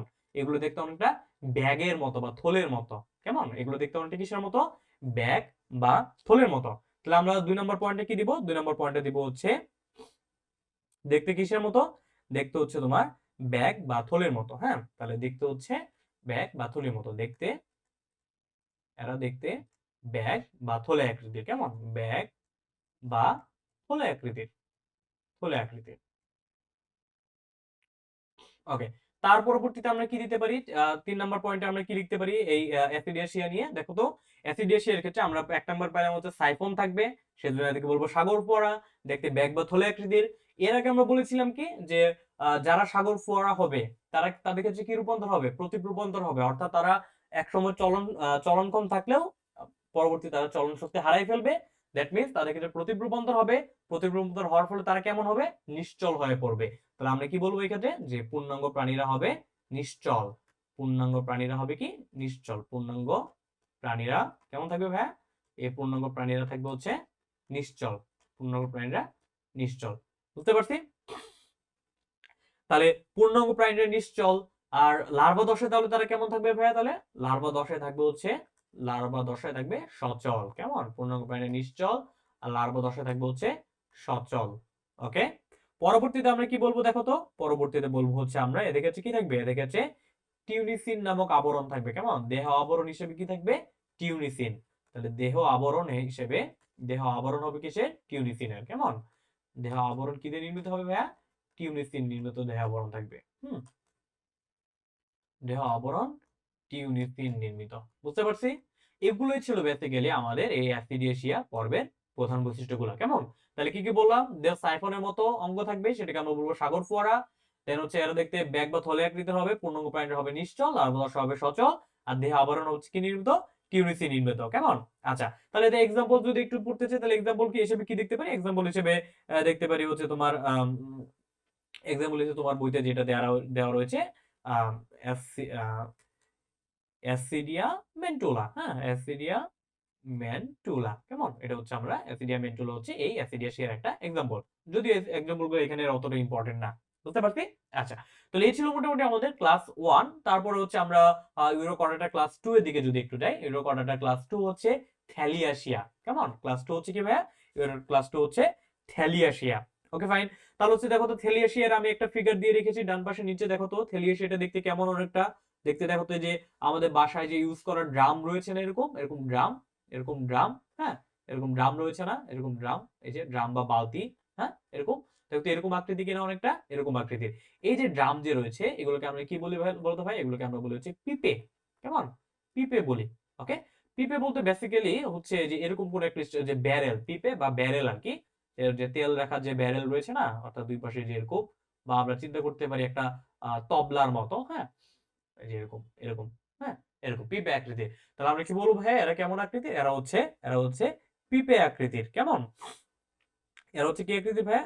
থ্যালাসিয়া হচ্ছে এরা নল বা পিঁপে আকৃতির। কেমন? এরা হচ্ছে ফাঁপা নল। হ্যাঁ? তোমার বই অনুযায়ী ফাঁপা নল বা পিঁপে আকৃতির। ফাঁপা নল বা পিঁপে আকৃতির। বুঝতে পারছি? আচ্ছা, প্রথমে তাহলে আমরা আকৃতির উপর নিলাম যে এরা হচ্ছে ফাঁপা নল বা পিঁপে আকৃতির। তারপরে এদের ক্ষেত্রে কি থাকবে? আচ্ছা, ফাঁপা নল বা পিঁপে যেহেতু বললাম, এখন দেখো তো পিঁপের দুই প্রান্তে কি থাকে এখানে? এখানে মুখের মতো অংশ থাকে না? এই দুই প্রান্তে মুখের মতো অংশ থাকে। ওকে? এদের ক্ষেত্রেও এই দুই প্রান্তে মুখের মতো অংশ থাকবে। যেটাকে আমরা কি বলবো? যেটাকে আমরা বলবো হচ্ছে কি? পেশী বলয় বা পেশী বন্ধনী। কেমন? তাহলে কি থাকবে এখানে? বৃত্তাকার পেশী বলয় থাকবে এখানে, হ্যাঁ?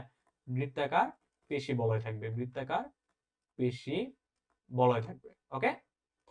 তাহলে আমরা কি বলবো তাহলে এই ক্ষেত্রে? ফাঁপা নল বা পিঁপে আকৃতির, এবং কি থাকবে?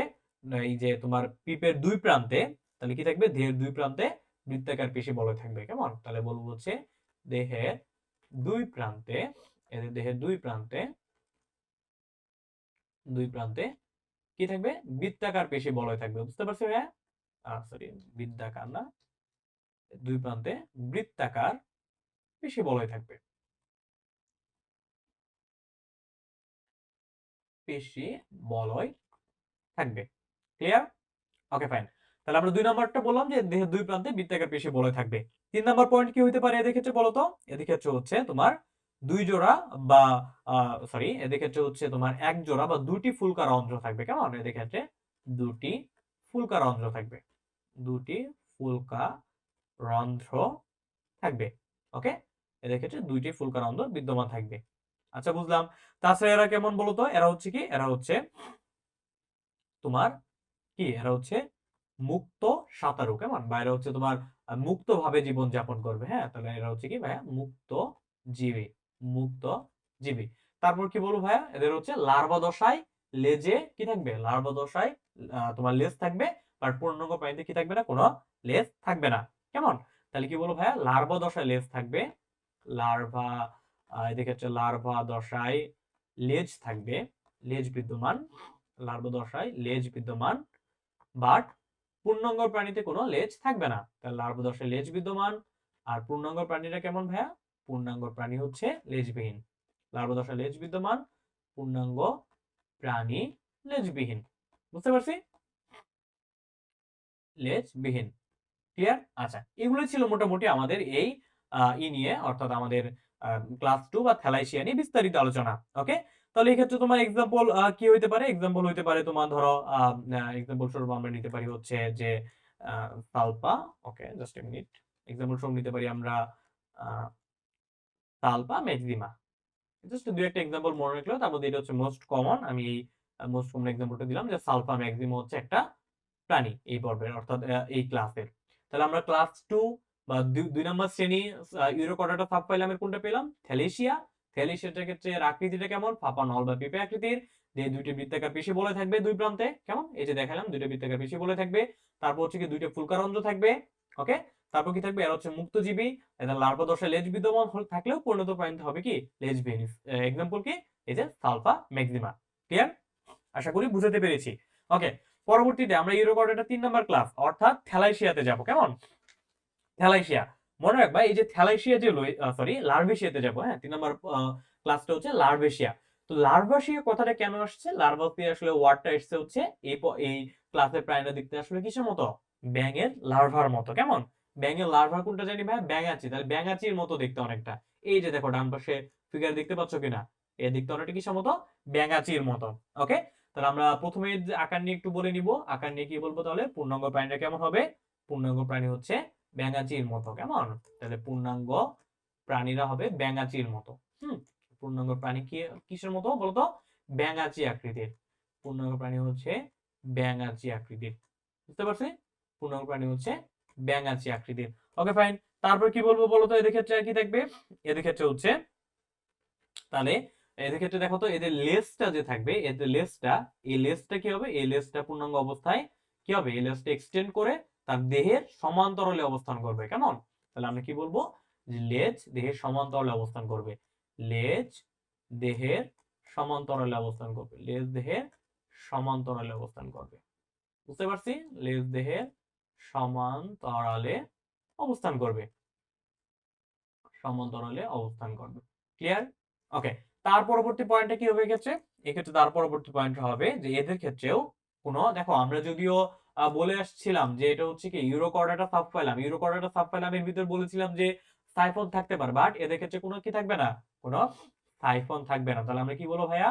বলবো হচ্ছে সাইফন অনুপস্থিত। তাহলে সাইফন শুধুমাত্র কাদের ছিল? সাইফন শুধুমাত্র ছিল হচ্ছে ইউরোকর্ডাটার প্রথম ক্লাস, অর্থাৎ কিসের ক্ষেত্রে?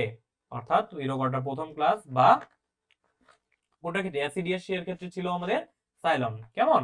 আচ্ছা, তারপর কি বলবো বলো তো ভাইয়া? তারপরে বলবো হচ্ছে এদের ক্ষেত্রে এক জোড়া গলবিলীয় ফুলকারন্ধ্র থাকবে। কেমন? তাহলে এক জোড়া ফুলকারন্ধ্র বিদ্যমান থাকবে। এক জোড়া ফুলকারন্ধ্র বিদ্যমান থাকবে। ফুলকারন্ধ্র বিদ্যমান থাকবে। বুঝতে পারছি? এক জোড়া ফুলকারন্ধ্র বিদ্যমান থাকবে। তো এটাই ছিল মোটামুটি আমাদের লার্ভেশিয়া নিয়ে বিস্তারিত। তো লার্ভেশিয়ার মধ্যে সবচেয়ে ইম্পর্টেন্ট যদি এমসিকিউর জন্য বলি, সেটা হচ্ছে এর আকৃতির। আকৃতিটা কেমন ভাইয়া? এর পূর্ণাঙ্গ প্রাণীটা হচ্ছে ব্যাঙাচি আকৃতির। কেমন? লার্ভেশিয়ার পূর্ণাঙ্গ প্রাণীটা হচ্ছে কি ভাইয়া? ব্যাঙাচি আকৃতির। এটাই হচ্ছে এই লার্ভেশিয়া থেকে সবচেয়ে ইম্পর্টেন্ট পার্ট। আর যদি এক্সাম্পল একটু বলার চেষ্টা করি, এক্সাম্পলের ভিতরে কি কি রয়েছে? এক্সাম্পলের ভিতরে তোমরা বইতে যেটা দেওয়া আছে যদি একটু দেখার চেষ্টা করো, যে এক্সাম্পল হিসেবে রয়েছে হচ্ছে আহ ঐকো ঐকোপ্লিউরা, হ্যাঁ, ঐকোপিএলইউআরএ, ঐকোপ্লিউরা, ঐকোপ্লিউরা ডাইওইকা, হ্যাঁ, ডাইওইকা, ঐকোপ্লিউরা ডাইওইকা বলতে পারো। যাই হোক, স্পেলিংটা যেমনই হোক না কেন। তো এটা ছিল মোটামুটি আমাদের একটা এক্সাম্পল। আর তার লার্ভেশিয়ানে মোটামুটি এই ছিল বিস্তারিত। প্রথম হচ্ছে আমরা আকৃতিটা দেখবো ব্যাঙাচি আকৃতির, তারপর লেজটা দেহের সমান্তরালে অবস্থান করবে, কোনো সাইফন থাকবে না, একজোড়া ফুলকারন্ধ্র থাকবে। এই পর্যন্তই মোটামুটি আমাদের লার্ভেশিয়া নিয়ে বিস্তারিত। কেমন? তাহলে দেখো আমরা ইউরোকর্ডাটা নিয়ে মোটামুটি কি কি পাইলাম? ইউরোকর্ডাটা তিনটে ক্লাস পেলাম। ক্লাস 1 ব্যাসিডিয়াসিয়া, ক্লাস 2 বা থ্যালাসিয়া, ক্লাস 3 বা লার্ভাসিয়া। আর অ্যাসিডিয়াসিয়ার ক্ষেত্রে কি কি পেয়েছিলাম? এর ক্ষেত্রে স্পেশালি থাকবে হচ্ছে সাইফনের মতো অঙ্গ থাকবে, যেটাকে আমরা বলছিলাম সাগর ফোয়ারা। বুঝতে পারছি? সাইফনের মতো অঙ্গ থাকবে, যেটাকে বলছিলাম সাগর ফোয়ারা। আরেকটা জিনিস মনে রাখবা, দেখো আমরা বলেছিলাম যে কর্ডাটা পর্বের প্রাণীদের ক্ষেত্রে কি থাকবে ভাইয়া? কর্ডাটা পর্বের প্রাণীদের ক্ষেত্রে বলেছিলাম যে যে বদ্ধ রক্ত সংবন্ধনটা থাকবে, তাই না? বাট এই যে অ্যাসিডিয়াসি এর ক্ষেত্রে একটু ব্যতিক্রম রয়েছে, একটু ব্যতিক্রম রয়েছে। এই ব্যতিক্রমটা আমরা একটু দেখি। দেখো, ব্যতিক্রম ধর্মী একটা বৈশিষ্ট্য রয়েছে। এই ব্যতিক্রমটা কি ভাইয়া? ব্যতিক্রমটা হচ্ছে এই অ্যাসিডিয়াসিয়া পর্বের যত প্রাণী রয়েছে এদের ক্ষেত্রে কি থাকবে, বা অ্যাসিডিয়াসিয়া শ্রেণীর প্রাণীদের ক্ষেত্রে মুক্ত রক্ত সংবহন থাকবে। কেমন? মুক্ত রক্ত সংবহন তন্ত্র থাকবে। তখন আমি এটা স্কিপ করে গিয়েছিলাম বা ভুলে গিয়েছিলাম। যাই হোক, মুক্ত রক্ত সংবহন তন্ত্র বিদ্যমান থাকবে। ওকে, বিদ্যমান থাকবে। এটা হচ্ছে ব্যতিক্রম, আর এটা হচ্ছে কি একটু কমন জিনিস। বুঝতে পারছি? এটা হচ্ছে কি ব্যতিক্রম। ওকে, তো ব্যতিক্রম কি পেলাম ভাইয়া? আমরা জানি যে কর্ডাটা মানে এদের ক্ষেত্রে মুক্ত রক্ত সংবহন তন্ত্র থাকবে, বাট ব্যতিক্রম হচ্ছে এই যে অ্যাসিডিয়াসিয়া, এদের ক্ষেত্রে কি থাকবে ভাই? এদের ক্ষেত্রে মুক্ত রক্ত সংবহন তন্ত্র থাকবে। কেমন? আচ্ছা, কর্ডেটের ক্ষেত্রে কর্ডেট মানে বদ্ধ রক্ত সংবহন তন্ত্র, বাট অ্যাসিডিয়াসিয়ার ব্যতিক্রম। এই ক্লাসের প্রাণীগুলোর ক্ষেত্রে কি থাকবে? মুক্ত রক্ত সংবহন তন্ত্র থাকবে। বুঝতে পারছি? তো এই ছিল আমাদের মোটামুটি ইউরোকর্ডাটা পর্ব নিয়ে, এবং ইউরোকর্ডাটা পর্বের অধীনে তিনটা শ্রেণী রয়েছে, অর্থাৎ অ্যাসিডিয়াসিয়া, থাইলেশিয়া এবং লার্ভেশিয়া, এগুলো নিয়ে বিস্তারিত। কেমন? আশা করছি কোনো কনফিউশন নাই, বা যদি কোনো কনফিউশন থেকে থাকে তাহলে পরবর্তীতে আমাকে অবশ্যই গ্রুপে পোস্টের মাধ্যমে জানিয়ে দিবা। কেমন? ওকে, তো তারপরে আমরা যাব হচ্ছে আমাদের কর্ডাটা শ্রেণীর যে কর্ডাটা পর্বের যে আমাদের সাবফাইলাম, অর্থাৎ আমাদের উপপর্ব, 2 নম্বর উপপর্ব বা সেফালোকর্ডাটা নিয়ে। ওকে, তো সেফালোকর্ডাটা পড়ার আগে আমরা একটু চেষ্টা করব সেফালোকর্ডাটা পর্বের একটু নামটা বিশ্লেষণ করা। দেখো, সেফালো কথাটা আসছে হচ্ছে এই যে সেফালো থেকে। কেমন? সেফালো কথাটা কই থেকে আসছে? সেফালো কথাটা এসেছে হচ্ছে ক্যাফালন থেকে। ক্যাফালন থেকে। আচ্ছা, সেফালন বা ক্যাফালন এর মিনিংটা কি আসলে? মিনিংটা হচ্ছে মাথা। তাহলে সেফালো কথাটার অর্থ হচ্ছে গ্রিক শব্দ ক্যাফালন থেকে। ক্যাফালন থেকে। আর এই ক্যাফালনের মিনিংটা হচ্ছে কি ভাই? ক্যাফালনের মিনিংটা হচ্ছে মাথা। ক্যাফালনের মিনিং কি ভাই? ক্যাফালনের মিনিং হচ্ছে মাথা। তার মানে বুঝলাম যে সেফালন মিন্স ক্যাফালন, ক্যাফালন মিন্স মাথা। দেন আবার হচ্ছে কি কর্ডাটা। কর্ডাটা মিন্স কি বলতো ভাইয়া? যাদের ক্ষেত্রে কি থাকবে? যারা হচ্ছে নটোকট বহন করবে, কেমন? যাদের ক্ষেত্রে কি থাকবে? যাদের ক্ষেত্রে নটোকট থাকবে। তাহলে যে সকল প্রাণীদের ক্ষেত্রে মাথায় নটোকট থাকবে, মাথায় নটোকট থাকবে তাদেরকে আমরা বলবো ভাইয়া সেফালোকডাটা। বুঝতে পারছি? দেখো তো এর একটু আগে আমরা ইউরোকডাটা পড়েছিলাম, তখন কি বলেছিলাম? ইউরোকডাটা কেন নাম হয়েছে? কারণ আমাদের ইউরো মানে কি ছিল ভাইয়া? ইউরো মানে ছিল হচ্ছে লেজ। তাহলে তাদের ক্ষেত্রে লেজের নটোকট ছিল, দ্যাটস ওয়াই আমরা তাদেরকে বলেছিলাম হচ্ছে ইউরোকডাটা। সেটাকে বলছিলাম কি ভাইয়া? ইউরোকডাটা। আর ২ নম্বর ফাইলামে আমাদের নটোকটটা থাকবে হচ্ছে কোথায়? ২ নম্বর সাব ফাইলামে নটোকটটা থাকবে মাথায়, সেজন্য আমরা এটাকে বলেছি ভাইয়া সেফালোকডাটা। ক্লিয়ার? আচ্ছা, এখন যদি এদের বৈশিষ্ট্যগুলোতে আমরা যদি একটু যাই, তাহলে বৈশিষ্ট্যগুলোর মধ্যে আমরা প্রথম বৈশিষ্ট্য কি বলবো? যেটা আমরা আসলে নাম দেখেই বুঝতেছি, সেটা আমরা কি বলবো তাহলে প্রথম বৈশিষ্ট্যটা? প্রথম বৈশিষ্ট্যটা হবে যে এদের কি থাকবে? এদের মাথায় নটোকট থাকবে, কেমন? তাহলে এদের কি বলবো ভাই? এদের ক্ষেত্রে মাথায় নটোকট থাকবে। এদের নটোকট অবস্থান কোথায় হবে? মাথায়। তাহলে মাথায় নটোকট অবস্থান করবে, কেমন? তাহলে সেফালোকডদের ক্ষেত্রে প্রথমে কি বলবো? নটোকট অবস্থান করবে কোথায়? মাথায়। তাহলে মাথায় নটোকট অবস্থান করবে। বুঝতে পারছি ভাইয়া? মাথায় নটোকট অবস্থান করবে। এদের ২ নম্বর পয়েন্ট কি বলবো এদের ক্ষেত্রে বলতো? সেফালোকডদের ক্ষেত্রে ২ নম্বর পয়েন্ট কি বলবো? এদের ক্ষেত্রে এদের দেখো তো এদের ক্ষেত্রে কি আছে? এদের আমরা যদি একটু দেখি, এদের এই প্রাণীটা দেখতে কেমন অনেকটা বলতো? এই যে পিছনে লেজটা দেখো তো, লেজটা দেখতে যদি আমরা এইভাবে যদি একটু আঁকাই, দেখো তো এটা কিসের মতো মনে হচ্ছে অনেকটা লেজটা? বা প্রাণীটা আসলে কিসের মতো মনে হচ্ছে? তুমি যদি লেজটাকে একটু একটা বল্লমের ফলার মতো চিন্তা করো, এটা কি চিন্তা করো? ওই যে বল্লম আছে না? বল্লম, হ্যাঁ? তো লেজটা দেখো তো বল্লমের ফলার মতো কিনা? বল্লমের ফলার মতো কিনা দেখতে? ফলার মতো কিনা? দেখো তো লেজটা বল্লমের ফলার মতো, হ্যাঁ। যেহেতু সেফালোকর্ডেড প্রাণীদের লেজটা দেখতে বল্লমের ফলার মতো বা দেহটা দেখতে বল্লমের ফলার মতো, সেজন্য এদেরকে কি বলা হয়? এদেরকে বলা হয় হচ্ছে এদের কি বলা হয় ভাই? এদেরকে বলা হয় হচ্ছে ভল্লাকার প্রাণী, কেমন? এদেরকে বলা হয় হচ্ছে ভল্লাকার বা বল্লমাকার প্রাণী বলা হয়, কেমন? কি বলা হয় তাহলে ভাই এদেরকে? এদেরকে বলা হয় ভল্লাকার বা বল্লমাকার প্রাণী বলা হয়, কেমন? এদেরকে বলা হচ্ছে ভল্লাকার বা বল্লমাকার প্রাণী বলা হয়। বুঝতে পারছি? প্রাণী বলা হয়। তাহলে আমরা কি বললাম প্রথমে? মাথায় নটোকট অবস্থান করবে, সেজন্য এদেরকে বললাম সেফালোকর্ডাটা। এদের দেখতে হচ্ছে বল্লমের ফলার মতো, দ্যাটস ওয়াই এদেরকে বলতেছি আমরা ভল্লাকার বা বল্লমাকার প্রাণী। ওকে? এখন এই যে বল্লমাকার প্রাণী, এদের আরেকটা ইংলিশ টার্ম আছে, সেটা কোনটা? ভল্লাকার বা বল্লমাকার প্রাণী, বা ইংলিশে বলা হয় কি ভাইয়া? ইংলিশে বলা হয় হচ্ছে ল্যান্সিলেটস। ইংলিশে বলা হয় কি ভাইয়া? ল্যান্সিলেটস, কেমন? তাহলে ইংলিশে কি বলা হয় ভাই? ইংলিশে বলা হচ্ছে লেন্সিলেটস। ওকে? তাহলে এদের মাথায় নটোকট অবস্থান করে, দ্যাটস ওয়াই বলতেছি সেফালোকর্ডাটা। এদেরকে দেখতে হচ্ছে ভল্লাকার বা বল্লমের মতো, দ্যাটস ওয়াই এদেরকে আমরা বলতেছি ল্যান্সিলেটস বা ভল্লাকার প্রাণী। বুঝতে পারছি? তারপর দেখো তো এদের মাথায় নটোকট অবস্থান করতেছে। এই যে দেখো তো নটোকটটা মাথায় আমরা পেয়েছি কিনা? নটোকটটা একদম মাথা পর্যন্ত বিস্তৃত হয়েছে, তাই না? নটোকটটা একদম, আমি জাস্ট কালিটা চেঞ্জ করে দিচ্ছি, দেখো নটোকটটা একদম মাথা পর্যন্ত বিস্তৃত হয়েছে। ওকে? এই যে নটোকটটা মাথা পর্যন্ত বিস্তৃত হয়েছে। বুঝতে পারছি? আচ্ছা, তাছাড়া এদের ক্ষেত্রে কি থাকে ভাইয়া? এদের ক্ষেত্রে এই যে মাথার দিকে যেখানে তোমার মুখ রয়েছে, এই মুখের ক্ষেত্রে কি থাকে দেখো তো? মুখের ক্ষেত্রে কিছু প্রবর্ধন রয়েছে না? কিছু প্রবর্ধন এরকম এরকম প্রবর্ধন রয়েছে না? এই প্রবর্ধন গুলোকে বলা হয় সিরি। কি বলা হয় ভাইয়া? সিরি। এবং সিরিগুলো কোথায় রয়েছে দেখো তো? সিরিগুলো রয়েছে এদের ওরাল ওপেনিং বা মুখ ছিদ্রের চারপাশে। তাহলে কি বললাম ভাইয়া? ওরাল ওপেনিং বা মুখ ছিদ্রের চারপাশে সিরি রয়েছে, সেজন্য এদেরকে আমরা কি বলতে পারি? সেজন্য এগুলোকে আমরা বলতে পারি কি? এদের কি রয়েছে? এদের ওরাল সিরি বিদ্যমান, কেমন? তাহলে এদের কি বলবো? এদের ক্ষেত্রে ওরাল সিরি বিদ্যমান। ওরাল সিরি বিদ্যমান, কেমন? ওরাল সিরি বিদ্যমান। সিরি মানে কি? ওই যে প্রবর্ধন গুলা। ওকে? ওরাল সিরি বিদ্যমান। আর কি বিদ্যমান দেখো তো? এই যে ওরাল সিরির উপরে দেখো তো হুডের মতো একটা অংশ রয়েছে না? একটা হুডের মতো একটা অংশ রয়েছে না? বা ঢাকনার মতো একটা অংশ রয়েছে না? ঢাকনার মতো অংশ রয়েছে কিনা? তাহলে আমরা এক্ষেত্রে কি বলতে পারি? এদের একটা ওরাল সিরি থাকবে এবং এদের ওরাল হুড থাকবে, কেমন? এদের ওরাল সিরি থাকবে ও ওরাল হুড বিদ্যমান থাকবে। ওরাল হুড বিদ্যমান থাকবে। বুঝতে পারছি? ওরাল সিরি কি আর ওরাল হুড কি? ক্লিয়ার? ওকে। তার পরবর্তীতে আমরা আর কি বৈশিষ্ট্য পেতে পারি এদের ক্ষেত্রে? আচ্ছা, এদের ক্ষেত্রে বৈশিষ্ট্য পাবো হচ্ছে, এদের ক্ষেত্রে এই যে একটু আগে বললাম যে মাথায় যে নটোকট অবস্থান করবে, সেটা কতক্ষণ দিন অবস্থান করবে? সেটা হচ্ছে আজীবন থাকবে কিন্তু নটোকটে, কেমন? আজীবন নটোকট অবস্থান করবে এই মাথা থেকে পা পর্যন্ত বা পা পর্যন্ত, কেমন?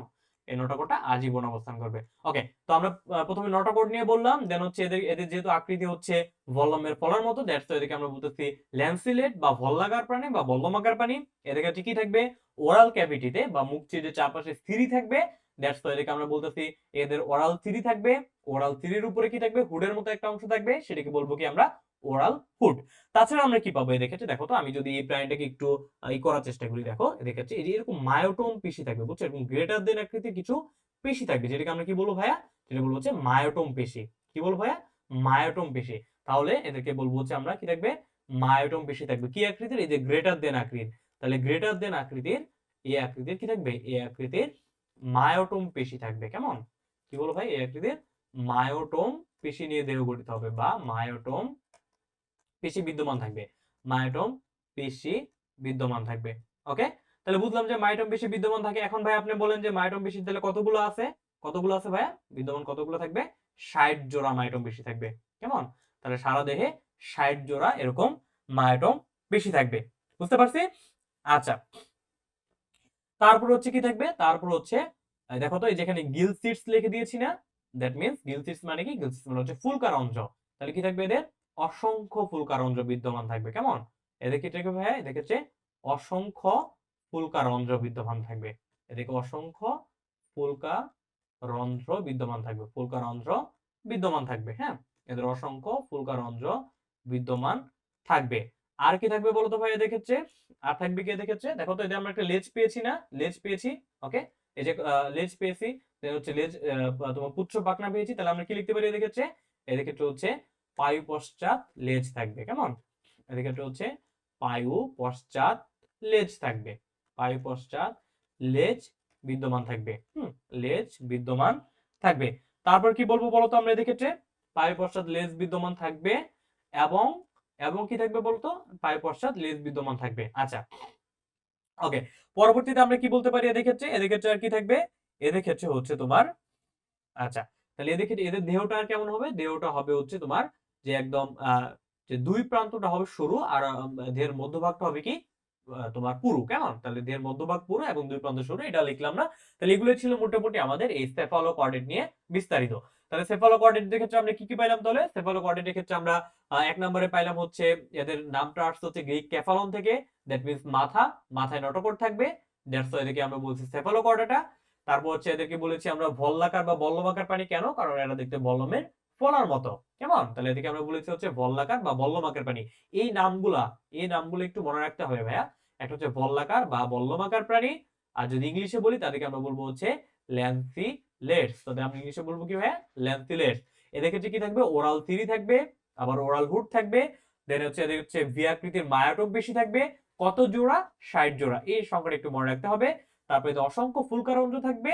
তারপরে কি থাকবে, এদের হচ্ছে তোমার পায়ু পশ্চাৎ লেজ বিদ্যমান থাকবে। কেমন, তাছাড়া এদের যে বাকি বৈশিষ্ট্যগুলো ওগুলো থাকবে, বাট ওগুলো আমাদের ক্ষেত্রে অত ম্যাটার করতেছে না। আর যদি এক্সাম্পলের কথা বলি, এক্সাম্পল হচ্ছে তুমি দুই একটা এক্সাম্পল মনে রাখতে পারো, তার মধ্যে হচ্ছে তুমি আহ একটা এক্সাম্পলই আমি দিচ্ছি, একটা এক্সাম্পল একটু খেয়াল রাখার চেষ্টা করিও, যদি মনে থাকে তো হইলই। আচ্ছা, একটা এক্সাম্পল হচ্ছে আহ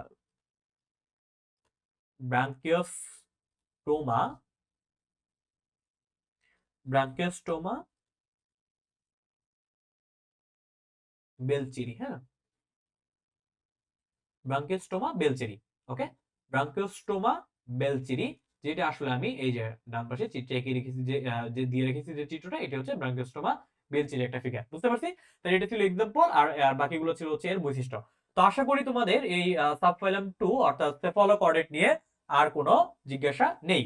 কেমন, আচ্ছা, এখন যদি আমি একটু যদি দুইটা সাবফাইলাম অর্থাৎ আমার ইউরোকর্ডেট এবং সেফালোকর্ডেটকে যদি আমি একটু তোমাকে করে দেওয়ার চেষ্টা করি, যে একটু যে রিভিউ করে দেওয়ার চেষ্টা করি, তাহলে দেখো ভাইয়া প্রথমটা কি ছিল আমাদের, বা আজকের ক্লাসটাই যদি আমি একটু রিভিউ করে দিই প্রথম থেকে, দেখো হয়তো বা একটু কঠিন মনে হতে পারে। ওকে, যাই হোক, তো আজকে আমরা প্রথমে হচ্ছে কর্ডাটা পর্ব নিয়ে পড়েছিলাম। তাহলে হচ্ছে আমরা জানি যে আমাদের যে টোটাল মেজর পর্ব রয়েছে 9টা, তার ভিতর প্রথম 8টা নন কর্ডেট, 9 নাম্বারটা কর্ডেট। তো কর্ডাটা কেন বলেছিলাম, কারণ নটোকর্ড থাকবে। নটোকর্ড কোথায় থাকবে, পৃষ্ঠ মধ্যরেখা বরাবর। তার উপরে কি থাকবে ভাইয়া, নার্ভ কোড থাকবে। কেমন, আচ্ছা, এর কি কি জিনিসপত্র থাকবে বা কি কি কমন বৈশিষ্ট্য থাকবে, এরা হবে অঙ্গতন্ত্রপাটের প্রাণী, এরা হবে ত্রিস্তরী, অর্থাৎ ভ্রূণাবস্থায় কোষগুলো 3টে স্তরে বিন্যস্ত থাকবে। এদের সিলোম হবে কেমন, ইনসিলোমের ধরনের, অর্থাৎ প্রকৃত সিলোম যুক্ত। এরা হবে দ্বিপার্শ্বীয় প্রতিসম, এদের ক্ষেত্রে বদ্ধরক্ত সংবন্ধন থাকবে। আর এদের ক্ষেত্রে আজীবন নটোকর্ড বিদ্যমান থাকবে, যেটা আমরা অলরেডি বলে আসছি। ওকে, তো তার পরবর্তীতে আমরা যদি দেখি যে এর স্পেশাল বৈশিষ্ট্য কি কি আছে, দেখো এদের ক্ষেত্রে বলেছিলাম পৃষ্ঠীয় দণ্ডকের স্থিতিস্থাপক নটোকর্ড থাকবে। তারপর নটোকর্ডের উপরে থাকবে কি ডার্ক কর্ড বা স্নায়ুরজ্জু, গোলবিলীয় ফুলকারন্ধ্র থাকবে, পায়ে পশ্চাৎ লেজ থাকবে, রক্ত সংবহনটা হবে বদ্ধ প্রকৃতির। আর হৃদযন্ত্র কোথায় থাকবে ভাইয়া? অঙ্কীয় দেশে। তাহলে এদের ক্ষেত্রে হৃদযন্ত্র থাকবে অঙ্কীয় দেশে, তাহলে ভাইয়া পৃষ্ঠীয় দেশে কাদের থাকবে? নন কর্ডেটের ক্ষেত্রে। তারপরে কি থাকবে ভাইয়া? সুগঠিত পৌষ্টিকতন্ত্র থাকবে। পৌষ্টিক নালী মুখ ছিদ্র থেকে পায়ের ছিদ্র পর্যন্ত বিস্তৃত হবে। সুগঠিত স্নায়ুতন্ত্র থাকবে। কিভাবে গঠিত হবে? পরিণত প্রাণীতে স্নায়ুরজ্জু যেটা আছে সেটা সম্মুখ অংশ গঠন করবে মস্তিষ্ক, আর পশ্চাৎ অংশ গঠন করবে সুষুম্নাকাণ্ড। বুঝতে পারছি? আচ্ছা, পরে গোলবিলের নিচে একটা এন্ডোস্টাইল নামক গ্রন্থি থাকবে। সেই এন্ডোস্টাইলে পরিণত কিসে পরিণত হবে? এন্ডোস্টাইলে পরিণত প্রাণীতে থাইরয়েড গ্রন্থিতে পরিণত হবে। এটা একটু খুবই ইম্পর্টেন্ট একটা যে ইনফরমেশন, এটা একটু মনে রাখবা যে এন্ডোস্টাইলটা কি পরিণত প্রাণীতে পাওয়া যাবে? পাওয়া যাবে না। তোমার আমার কি এন্ডোস্টাইল আছে? নাই। বাট আমাদের কি রয়েছে? এই যে এখানে কি রয়েছে? আমাদের থাইরয়েড গ্রন্থি রয়েছে। কেমন? আচ্ছা, তারপর কি থাকবে? এদের ক্ষেত্রে প্রকৃত সিলম বিদ্যমান থাকবে, আর এদের উদর গহ্বরটা পেরিটোনিয়াম দিয়ে ঢাকা থাকবে। বুঝতে পারছি? এগুলো ছিল আমাদের মোটামুটি কর্ডাটার বৈশিষ্ট্য। পরে আমরা হচ্ছে কর্ডাটার একটু যদি সাব ডিভিশনের দিকে যাই, সেখানে আমরা যেহেতু ফাইলাম হচ্ছে কর্ডাটা, তাহলে সাব ফাইলাম পেয়েছিলাম তিনটা: ইউরোকর্ডাটা, সেফালোকর্ডাটা, ভার্টিব্রাটা। কেমন? তো ইউরোকর্ডাটার ভিতরে আবার সাব ফাইলামের অধীনে ছিল তিনটা ক্লাস: অ্যাসিডিয়াসিয়া, থাইলেশিয়া, লার্ভেশিয়া। ওকে, সাব ফাইলাম 2 অর্থাৎ সেফালোকর্ডাটার কোনো ক্লাস নেই। সাব ফাইলাম 3 বা ভার্টিব্রাটার ক্ষেত্রে দুইটা সুপার ক্লাস রয়েছে। দেখো, ক্লাসের আগে কিন্তু রয়েছে সুপার ক্লাস। কি কি রয়েছে ভাই? সাইক্লোস্টোমাটা আর হচ্ছে কি ন্যাথোস্টোমাটা। সাইক্লোস্টোমাটা যে সুপার ক্লাসটা, তার অধীনে আবার দুইটা ক্লাস রয়েছে, একটা হচ্ছে মিক্সিনি, একটা হচ্ছে পেট্রোমাইজোটিডা। তারপর হচ্ছে সুপার ক্লাস 2 অর্থাৎ ন্যাথোস্টোমাটার ভিতর রয়েছে হচ্ছে আমাদের 7টা class: Chondrichthyes, Actinopterygii, Sarcopterygii, Amphibia, Reptilia, Aves, Mammalia. এটা ছিল আমাদের মোটামুটি এই কর্ডাটা ফাইলামের সাবডিভিশন। তার পরবর্তীতে আমরা যদি যাই যে সাব ফাইলাম 1 অর্থাৎ ইউরোকর্ডাটা নিয়ে একটু আমরা পড়েছি একটু আগে। এখানে কি কি পড়েছি? ইউরোকর্ডাটা কেন নামকরণ করা হয়েছে? কারণ এদের ইউরোমিস লেজ, লেজের নটোকর্ড থাকবে। ওকে, বৈশিষ্ট্য কি কি রয়েছে? এদের সাইফুন দিয়ে এরা পানি উৎসারিত করতে পারবে, সেই জন্য আমরা এটা আরেকটা নাম কি বলছি? সাগর ফোয়ারা। এদের ক্ষেত্রে টিউনিসিনের আবরণ থাকবে, দ্যাটস আমরা আরেকটা নাম কি বলেছি? টিউনিকেটা। কেমন? তারপর কি বলেছি? এদের ক্ষেত্রে কি হবে? প্রতিপ্রূপান্তর বা রেট্রোগ্রেসিভ মেটামরফোসিস হবে। আর রেট্রোগ্রেসিভ মেটামরফোসিস জিনিসটা কি সেটাও আমি বুঝিয়ে দিয়েছি যে ভাই এরা কি হবে? এরা যখন লার্ভা অবস্থায় ছিল তখন ছিল সচল, বাট পূর্ণাঙ্গ অবস্থায় এরা নিশ্চল হবে। তাহলে তার কি হবে? তার চলনাঙ্গটা হারিয়ে তারা নিশ্চল হচ্ছে, তারপর একটা উন্নত বৈশিষ্ট্য হারিয়ে উন্নত বৈশিষ্ট্য প্রাপ্ত হচ্ছে। সেজন্য এদেরকে আমরা কি বলবো? এদের ক্ষেত্রে কি হবে? রূপান্তর হবে বা মেটামরফোসিস হবে। বাট কেমন প্রকৃতির? রেট্রোগ্রেসিভ মেটামরফোসিস বা পশ্চাৎপদী রূপান্তর বা প্রতিরূপান্তর হবে। বুঝতে পারছি? তবে এদের লার্ভা দশা হবে ট্যাডপোল, আর এদের যখন রূপান্তর হবে সেই সময় কিন্তু দেহের অঙ্গগুলো 90 ডিগ্রি অ্যাঙ্গেলে ঘুরে যাবে। ওকে, এটাই ছিল মোটামুটি ইউরোকর্ডাটা নিয়ে বিস্তারিত। তার অধীনে যে আবার ক্লাস রয়েছে অ্যাসিডেশিয়া, সেখানে আমরা একটু আগে বলে আসলাম, এটা নিয়ে আর বিস্তারিত বলতেছি না। তারপর রয়েছিল আমাদের থ্যালাইশিয়া, তারপর রয়েছিল আমাদের লার্ভেশিয়া। কেমন? এর কিছু স্পেশাল বা কমন বৈশিষ্ট্যগুলো একটু মনে রাখার চেষ্টা করবা, বারবার পড়লে আশা করি মনে থাকবে। তারপরে ছিল আমাদের সাবফাইলাম 2 বা সেফালোকর্ডাটা। সেফালোকর্ডাটা কি বলেছিলাম? এদের নাম যদি আমরা একটু ভাঙার চেষ্টা করি, তাহলে সেফালন কথাটা আসছে কোথা থেকে ভাইয়া? ক্যাফালন থেকে। ক্যাফালন মানে কি? ক্যাফালন হচ্ছে মাথা। তার মানে এদের কথার অর্থটা কি দাঁড়াচ্ছে? এদের মাথায় নটোকর্ড থাকবে। ওকে, দ্যাটস তো এদের নাম হয়েছে সেফালোকর্ডেট।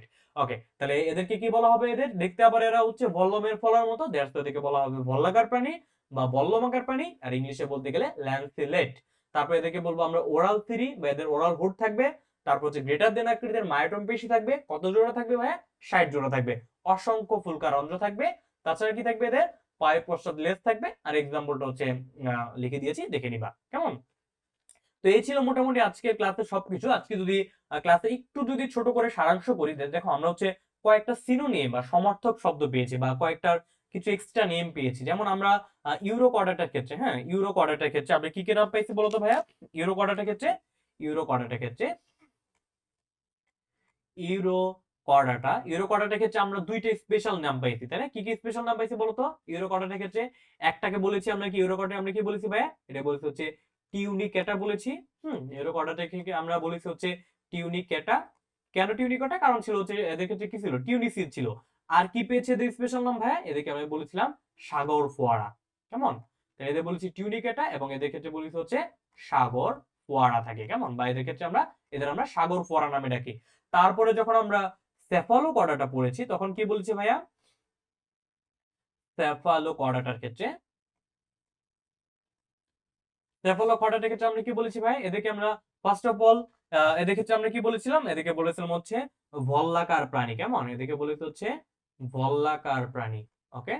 এদেরকে বলেছি ভাইয়া ভল্লাকার প্রাণী বা কি বলেছি ভাইয়া? ভল্লাকার প্রাণী বা বল্লমাকার প্রাণী। বল্লমাকার প্রাণী, হ্যাঁ? বল্লমাকার প্রাণী কিংবা ইংলিশে যদি বলতে চাই তাহলে কি হবে ভাইয়া? তাহলে হবে হচ্ছে ল্যান্সিলেটস, হ্যাঁ? ল্যান্সি ল্যান্সিলেটস, ওকে? তাহলে দেখো ইউরোকর্ডাটার আমরা হচ্ছে অন্য নাম বা স্পেশাল নাম, হ্যাঁ? এদের ক্ষেত্রে কিছু আমরা বলতে পারি স্পেশাল নেম বা সিনোনিম যাই বলো, স্পেশাল নেম পেয়েছি কি কি? টিউনিকেটা সাগর ফোয়ারা, সেফালোকর্ডের ক্ষেত্রে পেয়েছি ভল্লাকার প্রাণী বা বল্লমাকার প্রাণী বা ল্যান্সিলেট। তেমনি আমরা 3 নাম্বার সাব পাইলাম, অর্থাৎ যখন আমরা ভার্টিব্রাটা পড়বো, ভার্টিব্রাটা পড়বো, ভার্টিব্রাটা পড়বো, তখন আমরা হচ্ছে স্পেশাল নাম পাবো। আমি এখনই লিখে দিচ্ছি। ভার্টিব্রাটা যখন পড়বো তখন আমরা তাদের কি বলবো আমরা ভাইয়া? তাদেরকে বলবো হচ্ছে মেরুদণ্ডী প্রাণী। কেমন? তাদেরকে বলবো হচ্ছে ফার্স্ট অফ অল মেরুদণ্ডী প্রাণী। কেন মেরুদণ্ডী প্রাণী বলবো? এগুলো হচ্ছে আমরা বিস্তারিত যখন আমরা সাবফাইলামটা পড়াবো তখন আমরা বলে দিব। কেমন? আচ্ছা, কেন? নটোকর্ড এদের মেরুদণ্ড দিয়ে প্রতিস্থাপিত হয়ে যায়। মানে নটোকর্ড থেকে মেরুদণ্ড ডেভেলপ করবে। সেজন্য আমরা এদের বলবো মেরুদণ্ডী প্রাণী। আর একটা স্পেশাল নাম রয়েছে ভার্টিব্রেটদের ক্ষেত্রে। সেটা কি? তাদেরকে বলা হবে হচ্ছে ক্রেনিয়াটা। কেমন? তাদেরকে কি বলা হবে ভাইয়া? তাদেরকে বলা হবে হচ্ছে ক্রেনিয়াটা। ক্রেনি, CRANI, ক্রেনিয়াটা। কেমন? ক্রেনিয়াটা। ওকে? তাহলে দেখো আমরা এই যে 3টা সাব পাইলাম, ইউরোকর্ডাটা, দেন হচ্ছে সেফালোকর্ডাটা, দেন হচ্ছে ভার্টিব্রাটা, 3টেরই কিন্তু আমরা কিছু স্পেশাল নাম পেয়েছি, যেগুলো যদিও আমি পরবর্তীতে রিভিউ করলাম, বাট আজকেও একটু ক্লাসে বলে দিলাম যাতে হচ্ছে তোমাদের একটু মনে রাখতে সুবিধা হয়। কেমন? তো তোমরা চেষ্টা করো, যেহেতু দেখো এই অধ্যায়টি একটু আসলে কঠিন না, আসলে একটু ইনফরমেশন গুলো বেশি। চেষ্টা করবো আমি যেভাবে পড়িয়েছি এভাবে একটু নোট করে করে পড়ার, আর হচ্ছে একটু কিওয়ার্ড বেসিসে পড়ার, অর্থাৎ একটা একটা পর্ব থেকে বা একটা উপপর্ব থেকে যে কিছু কিওয়ার্ড থাকে, কিছু ভাইটাল কিছু যে কিওয়ার্ড থাকে, এই কিওয়ার্ড গুলো একটু বুঝে বুঝে পড়ার বা এই কিওয়ার্ড গুলো একটু মনে রাখার চেষ্টা করবা। কারণ তোমাকে আসলে কোশ্চেন করলে, তোমাকে সিকিউ হোক বা এমসিকিউ হোক, এই কিওয়ার্ড বেসিসে কোশ্চেন গুলো হবে। কেমন? অর্থাৎ তোমাকে যদি বলা হয় যে একটা এমসিকিউ করা হলো তোমাকে ইউরোকর্ডাটা থেকে, যে ভাইয়া বলো যে রেট্রোগ্রেসিভ মেটামরফোসিস বা প্রতিরূপান্তর কাদের হয়, তোমাকে তখন বলতে হবে যে ইউরোকর্ডেটদের হয়। কেমন? অর্থাৎ এই টাইপের কিওয়ার্ড বেসিসের পড়াগুলা একটু তোমরা মনোযোগ দিয়ে পড়বে। বুঝতে পারছি? আচ্ছা, আর আজকে যারা ক্লাসে নোট করেছে তারা অবশ্যই টুটলস একাডেমি গ্রুপে ক্লাস নোটটা পোস্ট করবে। আর এই ভিডিওটাতে হচ্ছে তোমরা একটা লাইক করে দিবে, আর হচ্ছে ফ্রেন্ডদের সাথে একটু শেয়ার করে দিবে। আর যারা এখনো টুটলস একাডেমি ফেসবুক গ্রুপে জয়েন হও নাই, তোমরা জয়েন হয়ে নিবে। যারা ইউটিউব থেকে ভিডিওটা দেখতেছো, তোমাদের ডেসক্রিপশন বক্সে হচ্ছে গ্রুপে লিংক দেওয়া থাকবে। আর হচ্ছে টুটলস একাডেমি পেজটা ফলো করে দিবে, আর অবশ্যই টুটলস একাডেমি ইউটিউব চ্যানেলটাকে একটু সাবস্ক্রাইব করে দিবা। কেমন? আর কোনো প্রকার সমস্যা থাকলে অবশ্যই আমার গ্রুপে পোস্ট করবা, বা ইনবক্সে নক করতে পারো, বা পেজে নক করতে পারো। আমি ইনশাআল্লাহ আনসার দিয়ে দেওয়ার চেষ্টা করব। তো যাই হোক, আজকে মোটামুটি এই পর্যন্ত ছিল। আমরা নেক্সট ক্লাসে চেষ্টা করব আমাদের কর্ডাটার অর্থাৎ 3 নাম্বার সাব পাইলাম, অর্থাৎ ভার্টিব্রাটা নিয়ে বিস্তারিত পড়া। ভার্টিব্রাটাটা হচ্ছে অনেক বড়, আমরা 2টা বা 3টা ক্লাসে ভেঙে ভেঙে পড়ার চেষ্টা করবো ইনশাআল্লাহ। তো আশা করছি আমার ক্লাসগুলো যদি একটু মনোযোগ দিয়ে করো, একটু যেগুলো টুকে রাখার প্রয়োজন টুকে রাখো, আর যেটা একটু বুঝার প্রয়োজন একটু মনোযোগ দিয়ে বুঝো। আশা করছি এই অধ্যায়টা নিয়ে তোমাদের আর কোনো প্যারা খেতে হবে না। তো যাই হোক, দেখা হবে নেক্সট ক্লাসে। ততদিন মতো সবাই ভালো থেকো, সুস্থ থেকো। আল্লাহ হাফেজ। আমার জন্য দোয়া করিও, তোমাদের জন্য দোয়া রইলো। দেখা হচ্ছে নেক্সট ক্লাসে। আসসালামু আলাইকুম ওয়া রাহমাতুল্লাহি ওয়া বারাকাতুহু।